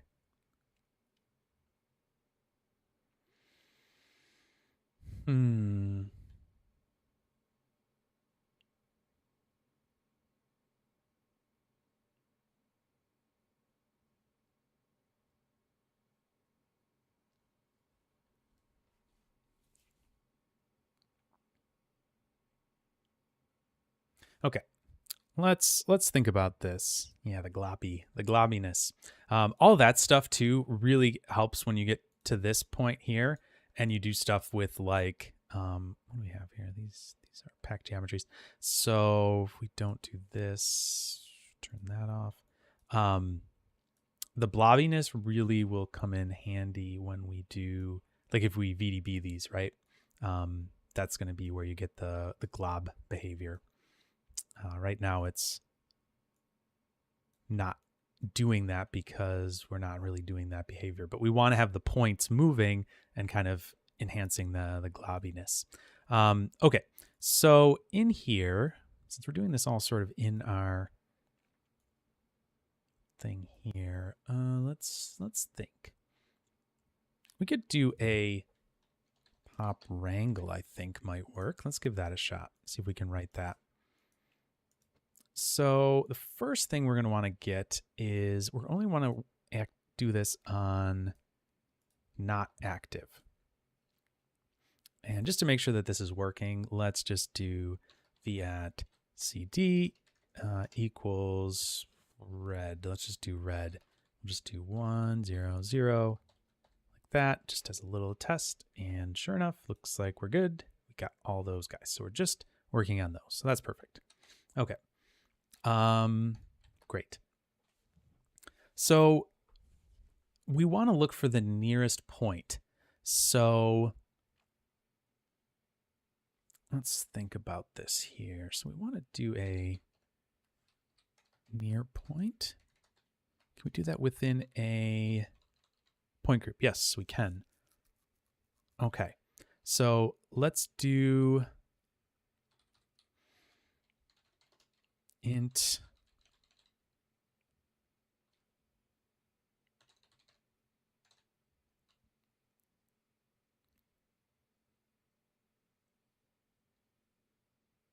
close PT. So then we're going to do this near point. So what we're going to use is we're going to do the third one of these options down, where we have the,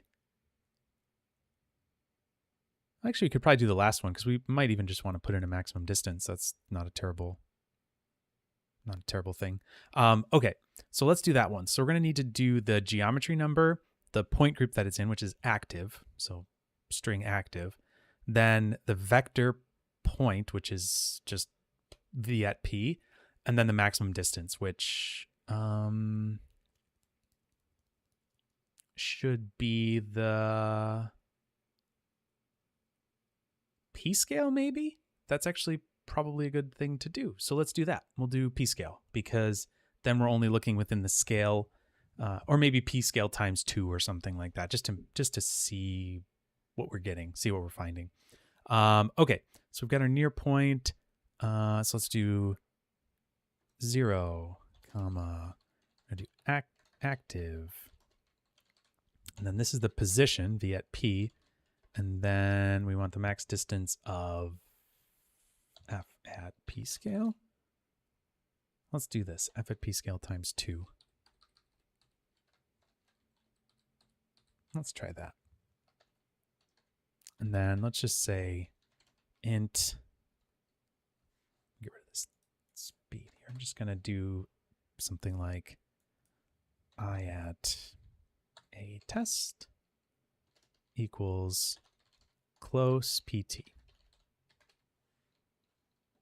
Let's see, did we get anything there? Any hits at all? Oh, right, we're only inactive, so that's not going to give us any. So let's do not active.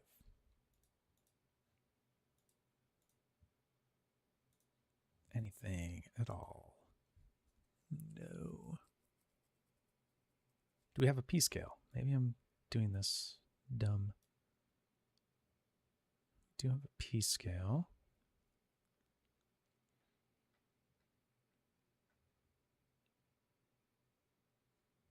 Oh, you know what we could do? Instead of this, let's do if close pt is greater than -1, we'll color it. Let's try that out. V at CD, and we'll do the same thing with a red. 1, 0, 0.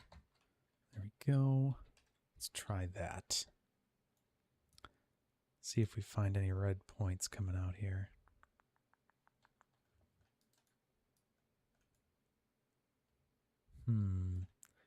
Might not be calculating that right. Let's just make sure I'm doing this properly. I'm going to hit F1. I think that should bring up the help if I'm over this.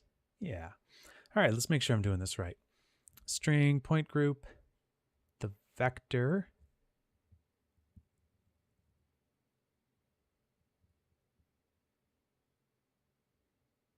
Oh, that's a great question, Zach. Have a good night, Brain Grapes. Nice. Thanks for the suggestion. Okay, so does the active string work if the pop wrangle is only running over not active? Yes. My p scale is very small. Yes, it is very small. Yes, for sure. So just as a reference there, those are the sizes of them. So we're definitely having points that intersect these, like the blue ones. The blue and the black are definitely intersecting. So we should have, like here, we should have something there, right? Like right here on the surface. I'm not seeing those turn red. So yes, they are small. My scene scale is small too. It's a little bottle. I should have made it bigger, but here we are. Let's just do this. Let's just go crazy for a second here.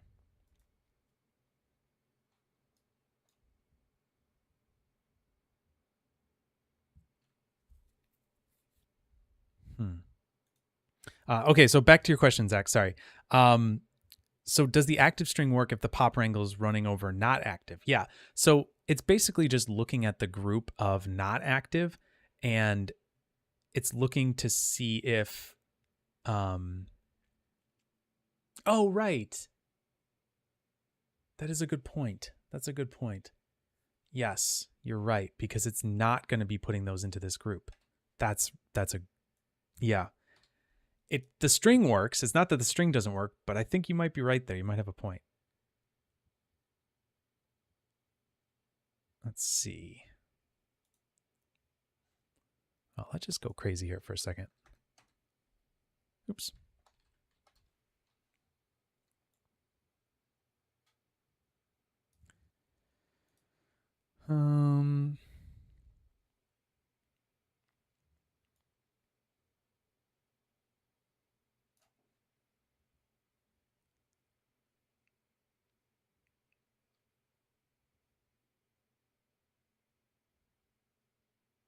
Can you use in point group instead of restricting the wrangle?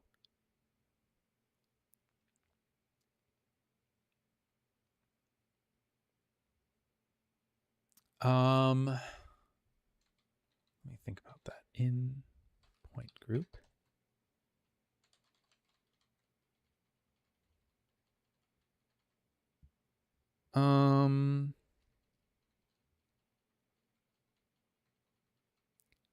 Yeah, I'm just trying to think if that really is gonna matter here. I actually was thinking maybe that was the issue.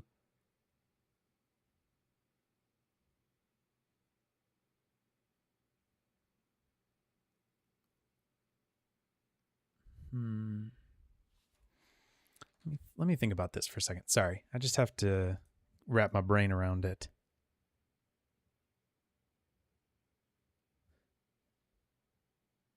Hey, Andre, welcome. Let's see here.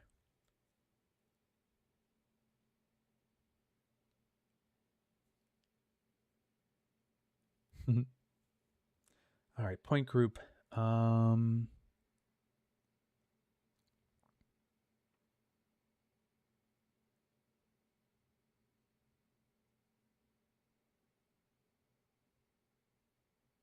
Okay, so yeah, I think we could do that to limit it once we have all of the points in. Yeah, I think.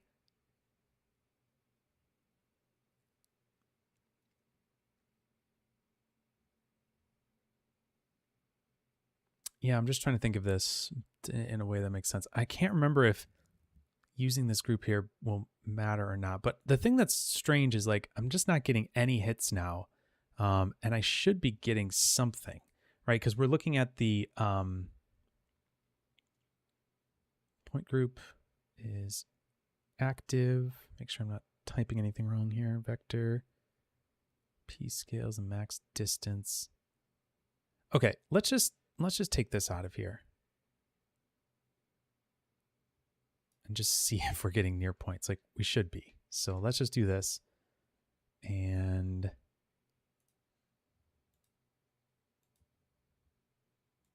why are we not getting any?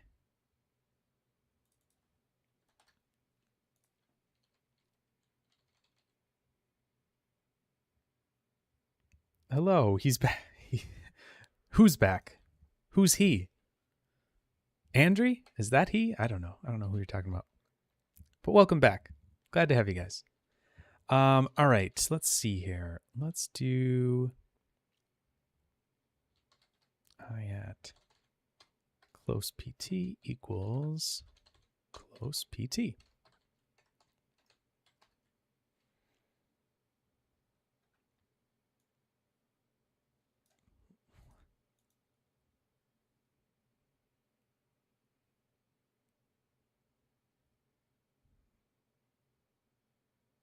That doesn't make any sense. Okay, let's try something here. What if I just do this? Do we have a close point? Is that the problem here? No.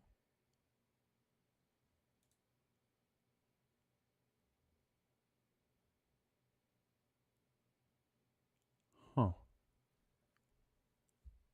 I don't understand why that's happening.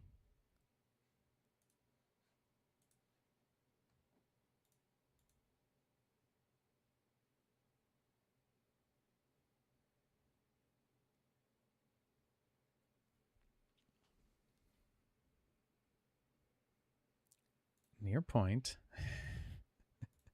What?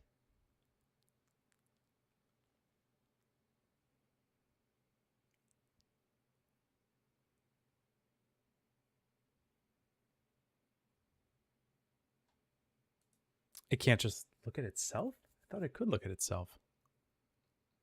Huh.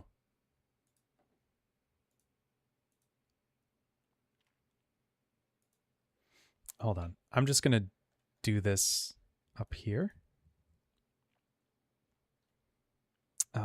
Point wrangle. Just going to do this not in VOPs and see if I'm just losing my brains.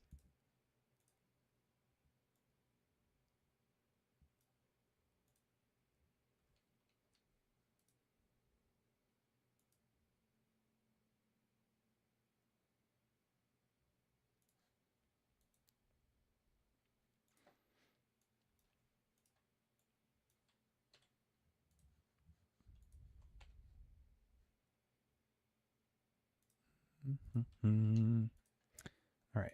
Yep. It works here. Why does it not work in the simulation? That is so strange. It's like if I do this, and what if I do, no, what if I do active?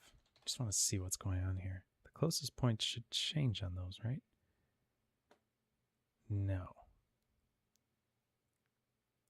Oh, it's itself. Right.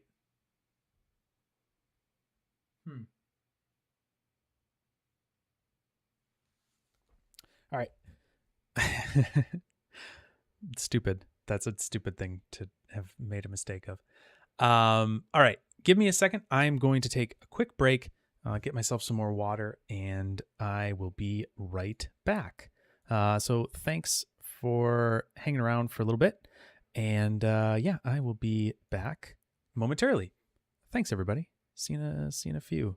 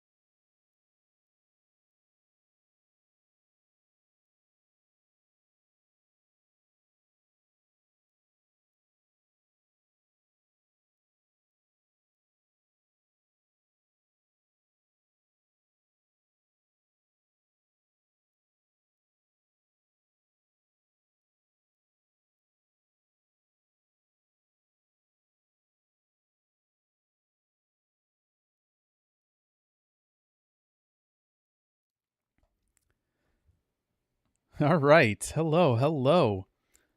We are back. So, yeah, I was thinking about this a little bit. How's everyone in the chat doing? Vex can make you need a water break. Yeah, agreed. So I wasn't thinking about the fact that the near point is always going to be itself, right? So that was stupid. Like, that's just dumb. So I should have thought of that. That's stupid.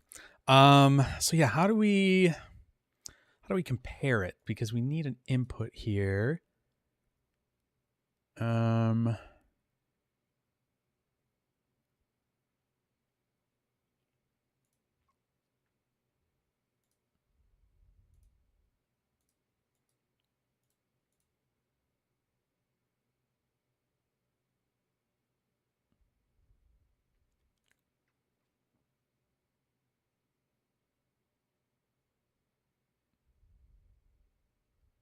Sorry, I'm just reading this.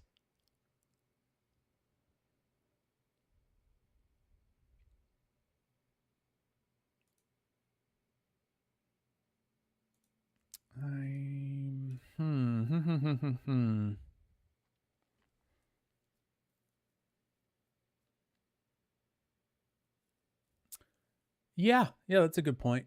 Could do some sort of a filter. Okay, yeah. Okay.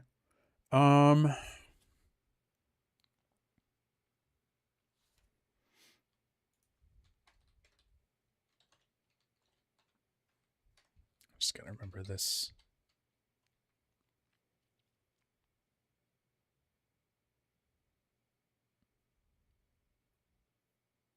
Yeah, no, it's cool.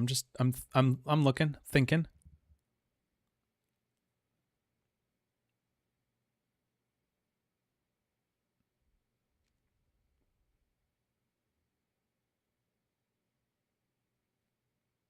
Hmm.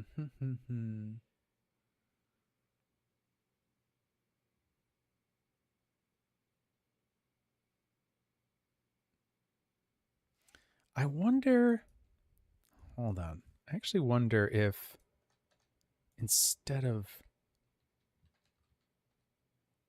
not at ease with Vex. Yeah, that's fine. What about this? No, that's connected neighbor. Um, what about near points?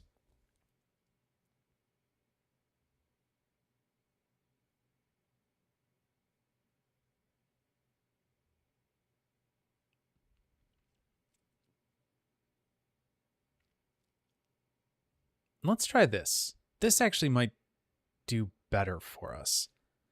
Um, let's try this because it's not going to try to only return one. So let's see. Oh, sorry. We'll do. Oh, I should make this bigger. Sorry. Um, int. I don't know. Let's see. We'll call it close PTS. I'm gonna do a little bracket there. Near points. All right. So near points is 0. V at P. Let's just try this at F at P scale. If I can type times 5, I guess. Let's try that. See where that gets us. And let's do this. We're going to do, you need a little bracket there. We're going to say close PTS, like so. And this is not anything anymore for right now, so let's do that.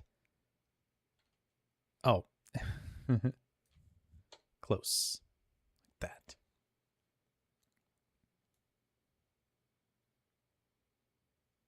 Do we have any that are close?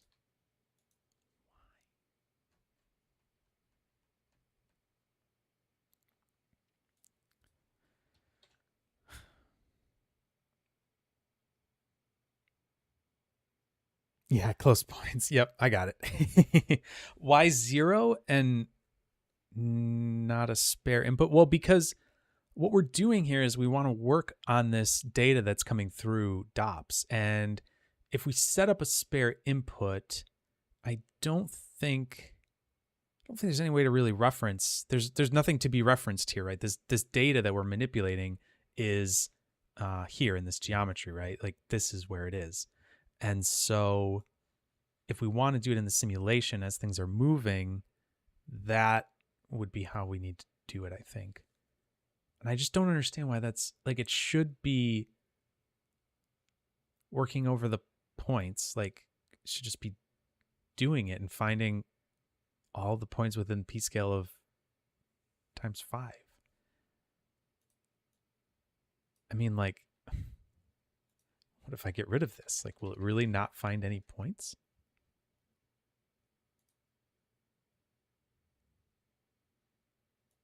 What?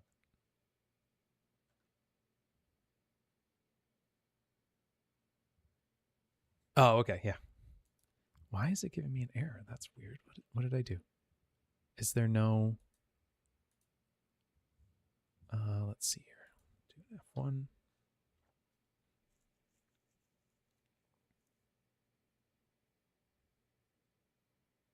Oh, okay. So let's just do this. We'll just do like a hard-coded 1 for the max distance.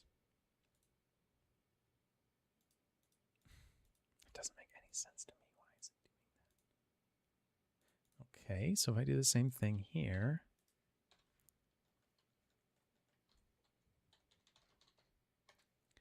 I guess I must be misunderstanding something about the way that this functions inside of there. Maybe. Yeah. Like that's so weird. Why is it not doing it the same way inside of there? I don't understand that.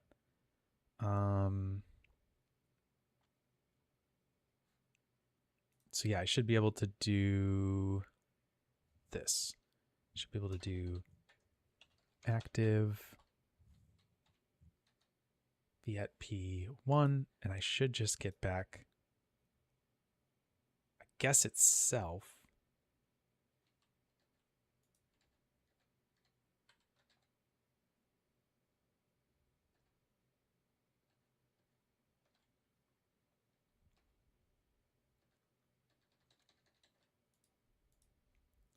Okay. So like this is 259, 1904. Oh, right. So if we do not active, let's just do whatever. That's fine. 0, and then 3055. Let's just see.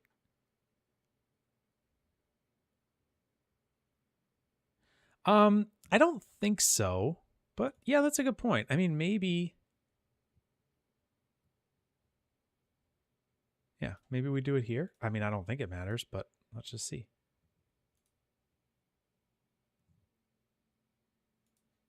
Yeah, we're not getting anything. Like, that's so weird.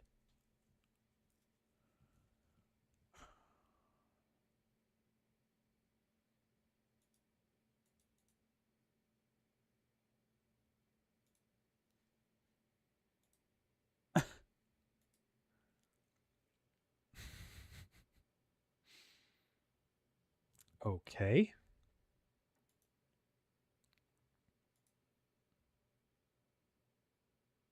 Interesting. Guess I needed to do that. That's so silly. Okay. I didn't think you needed to define that, but apparently you do. Learn something new every day. There you go. Anyways, okay. Now let's get back to some real stuff. Okay. Looks like we're actually working now. Okay. I'm just going to leave that there. Let's go back to the original thing I was doing and see if that works. So, okay. So what it seems to be saying is that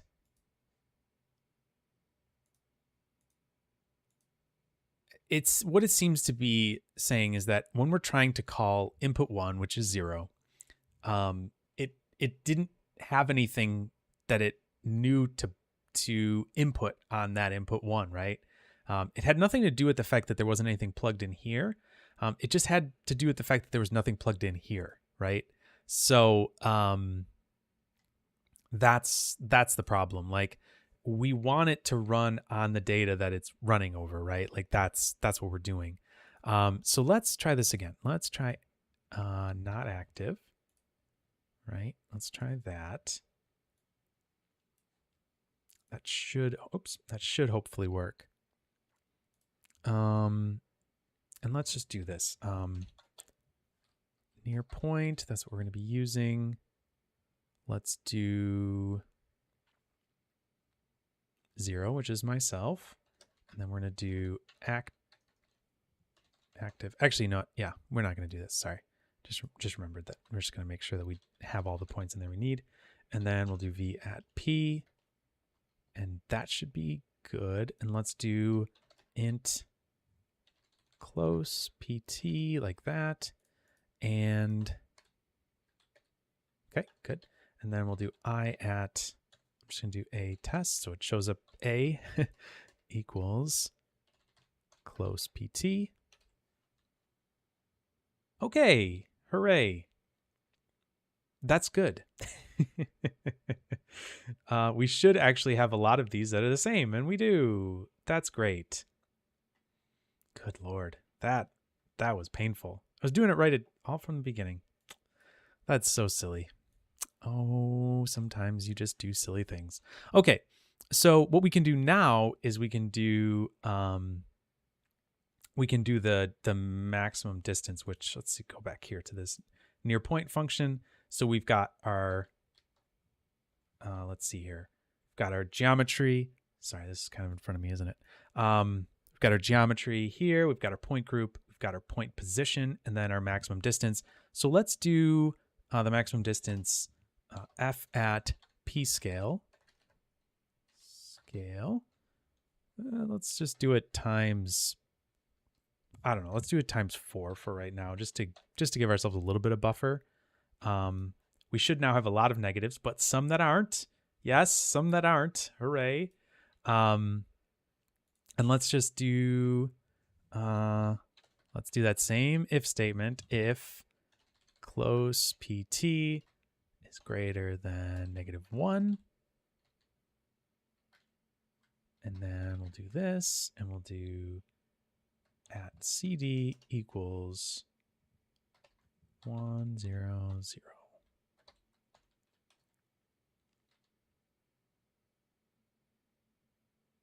Right. It's also taking the color away from the other ones, but that's okay.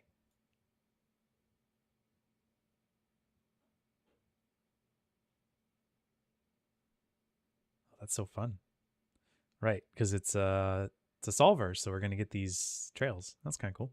Wasn't even thinking of that. Okay. So let's see here. Where's our test?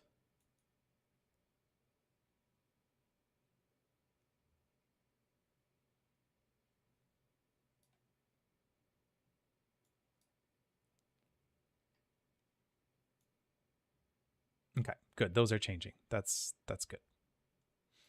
All right.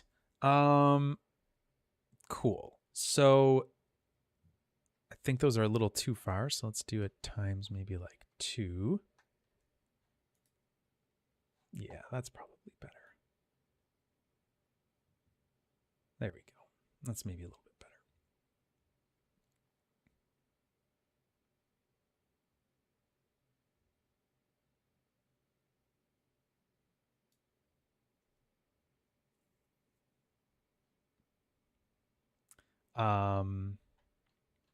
What I could also say is, let's see if I can do this. And close PT is not equal to at PT num. There we go. Perfect. Basically, if the closest point is itself, don't do that. Okay, there we go. Lovely. So we've got those. I'm just curious if we change it just to the P scale, if that's going to be enough. It might be. Right. Okay. So I think what we're going to do here is double the P scale just for the sake of there being a little bit of extra buffer here. So let's take a look at this. Maybe we can even go back up and we can sort of look at this here and see how these are interacting, right? No, that's actually too far, I think.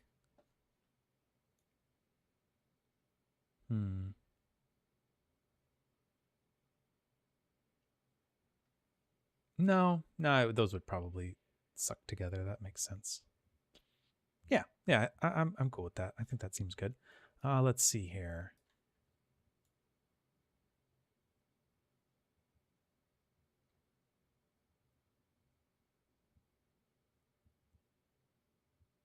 Okay, looks good. So let's, instead of doing this, let's first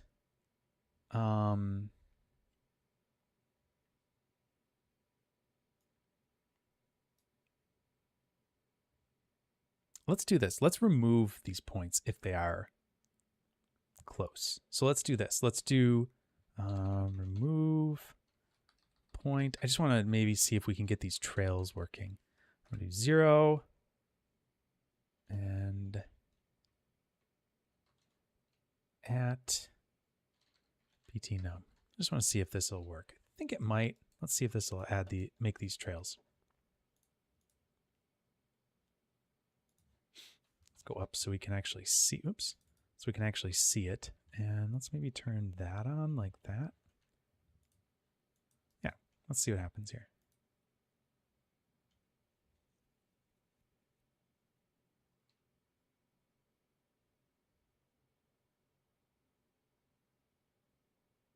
Yep.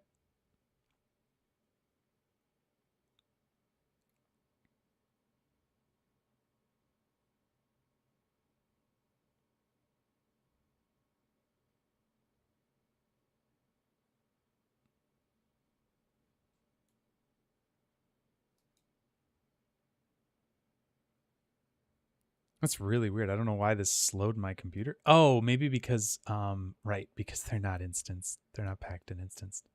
Like, why is that going so slow? It's really strange. I know why.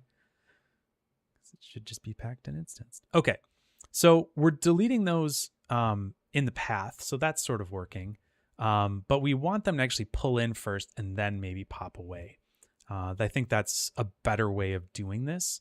So let's do that.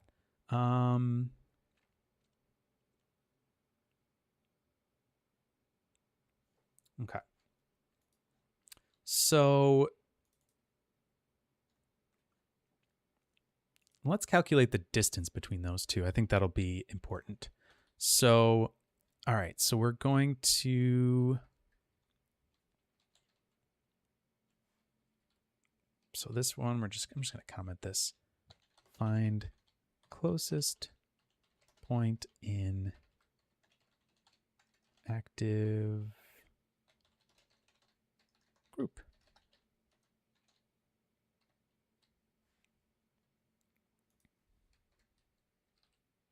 All right. There we go. And maybe instead of this, maybe we do like 1.5. Just give ourselves a little bit of margin there with the P scale. What we could also do is we could calculate, we could do a couple things and figure out if they're touching, right? That would be kind of an important thing to do. Maybe that's the best thing to do and say, calculate like a touching attribute basically, because you can calculate the search point position and the point you're searching from and the point you're finding, and you could compare the distance between them and their P scales, right? And see if those if the distance between them is less than both of their P scales added together, then they should be touching, I think is the logic there. I might have said that wrong, but I think we'll get there. Okay, so let's do this. So we've got our closest point to them. Let's calculate the distance. So let's see here. So we'll say float dist equals, let's do distance between 2 points, and that's going to be, oh, we need to get the point position, sorry. So let's do vector close pos equals, and we're going to do a point to look up a point. We're going to say 0. Sorry, let me just remember this. String attribute name and point number. Okay, so we're going to do, we're going to be doing 0. We're going to look up the position P, and we're going to use close PT. And so now we're going to have the close position, and now we can do the float dist equals distance between 2 points. So So we have a vector A and a vector B. So let's do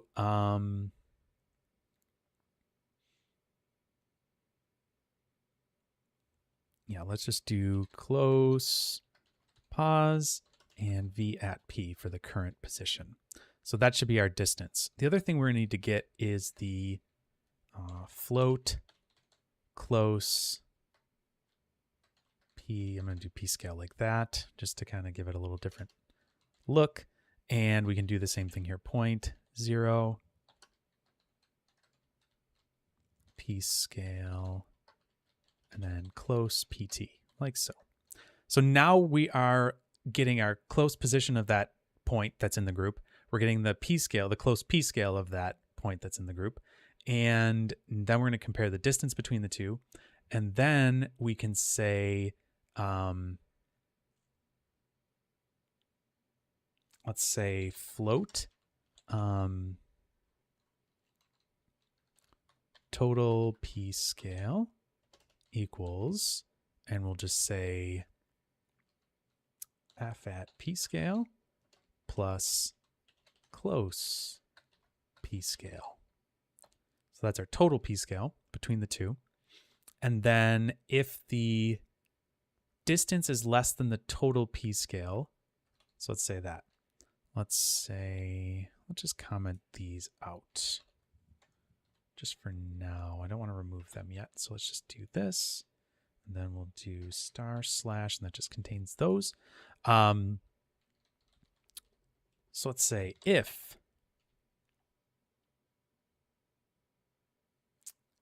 the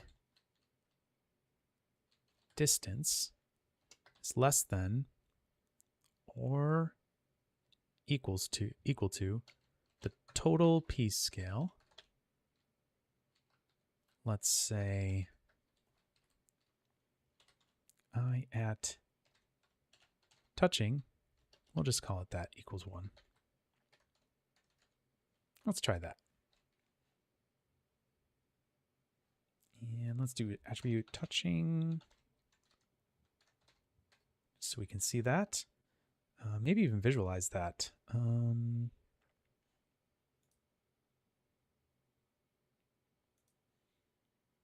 know if we have... Yep, yeah, look at that. We do have some touching ones. Cool. Okay. Let's see which ones are touching by visualizing that. All right, let's go up here. Let's look at the points. I'm just going to do this. Say touching.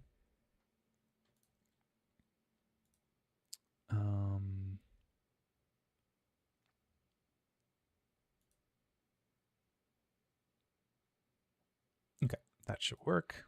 Close that. Go back in here. Visualize that. Huh, that's weird. I didn't know that didn't work in there. Fascinating. All right.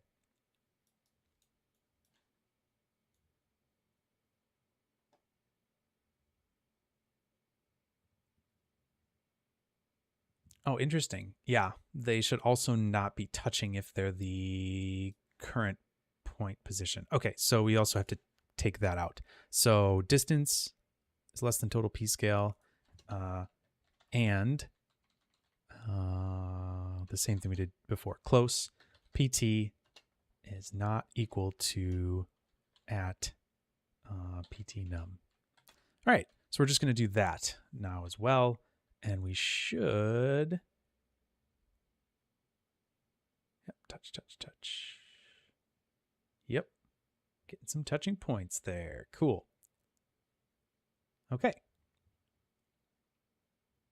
So that calculation is working. And let's see what that looks like with the actual P scale. I'm actually going to turn the trail off because I just want to see that. And actually what I'm going to do then is also do at CD equals, we'll do the red again, 1, 0, 0. Cool. Okay. So then we can kind of see which ones it thinks are touching, and that should be the case.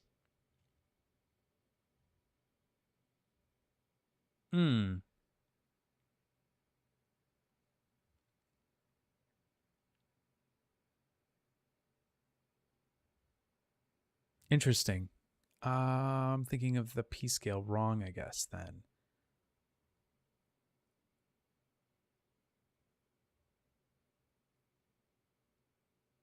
Should it be ×2 on that? Sorry.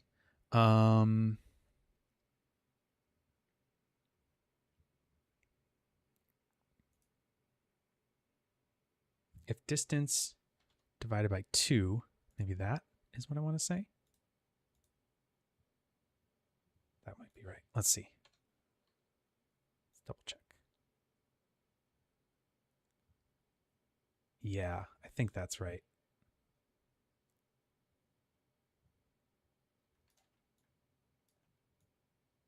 No, they should.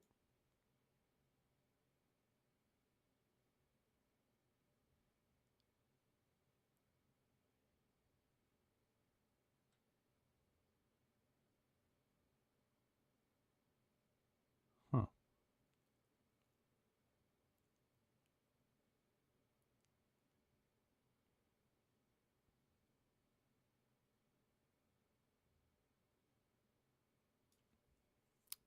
What am I missing there? There's something I'm missing. Not sure what.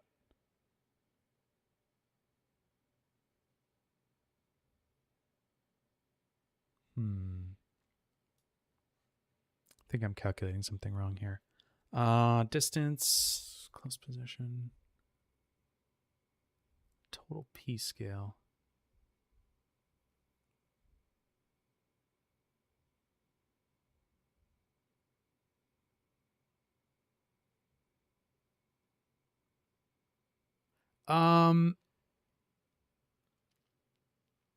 Try with high multiplication on the P scale.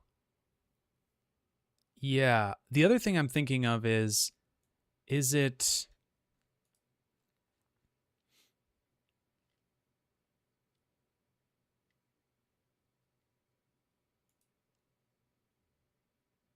Does it need to be this ×2 and this ×2? Maybe. It's me again with the P scale. That's funny. Okay, that might be doing it. Let's see here. No.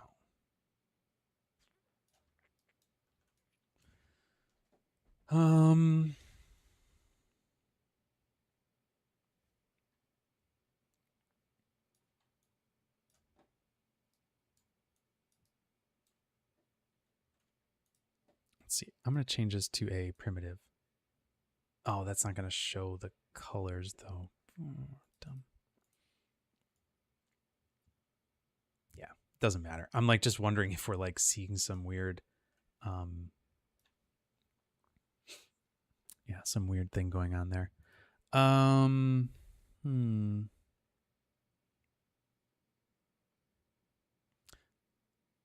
What's the size of this?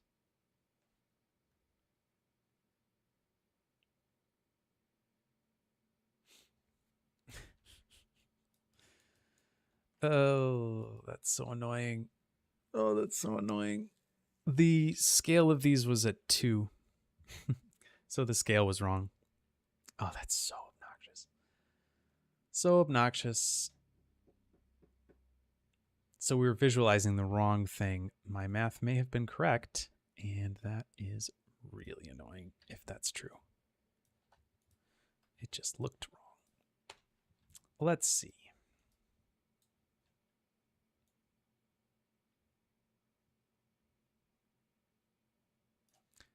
Nope, it's not wrong, but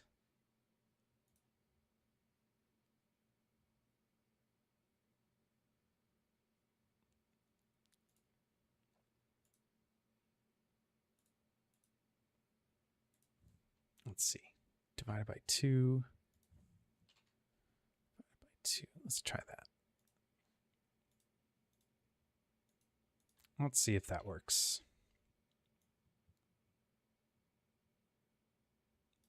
I'd say that works. That's perfect. Okay, now we got it.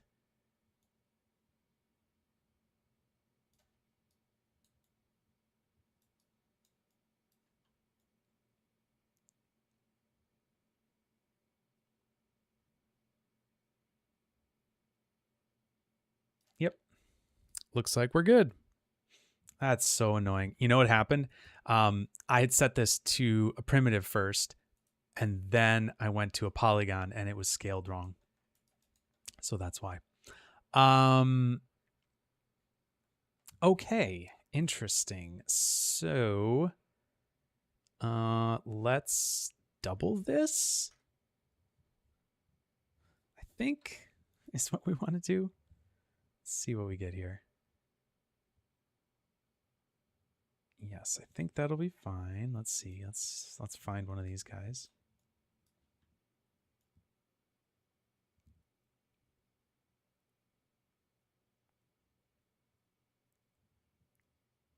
Okay. Yep, that seems right. Everything seems to be doing what we want it to. All right. So that's good. We know that when we're within that threshold, it's working. Now, the other thing that we might want to think about, that you might want to think about, is that this is only getting one near point, which is probably fine, but you could run into some issues where where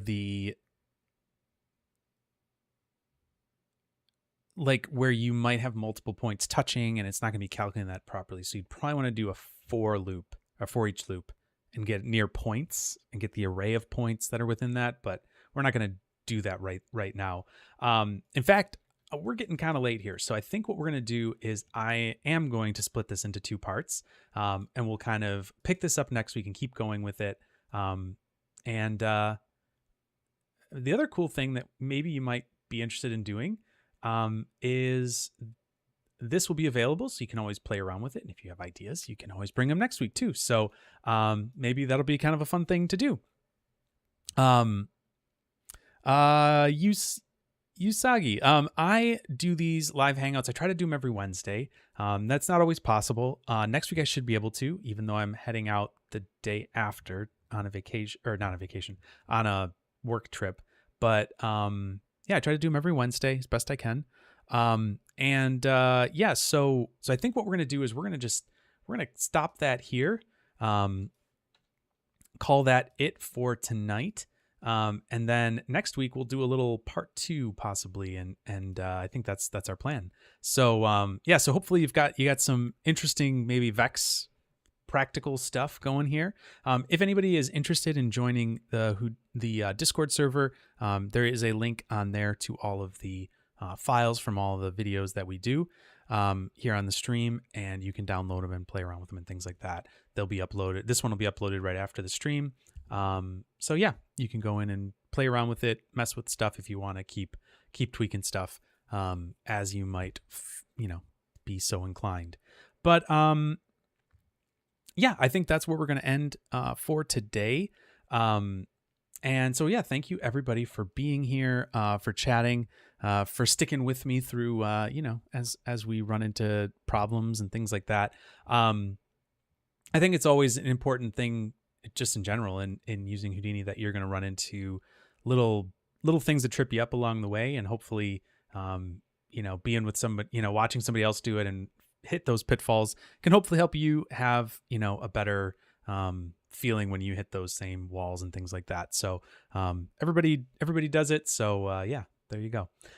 So thank you all for being here. Thanks, Zach. Thanks. 6. I'm just gonna say 6. I don't know how to say that string of letters. But thanks everybody for being here. Andrew, for chatting and all that kind of stuff. I know there's other people here. So yeah, thanks for being here, for chatting.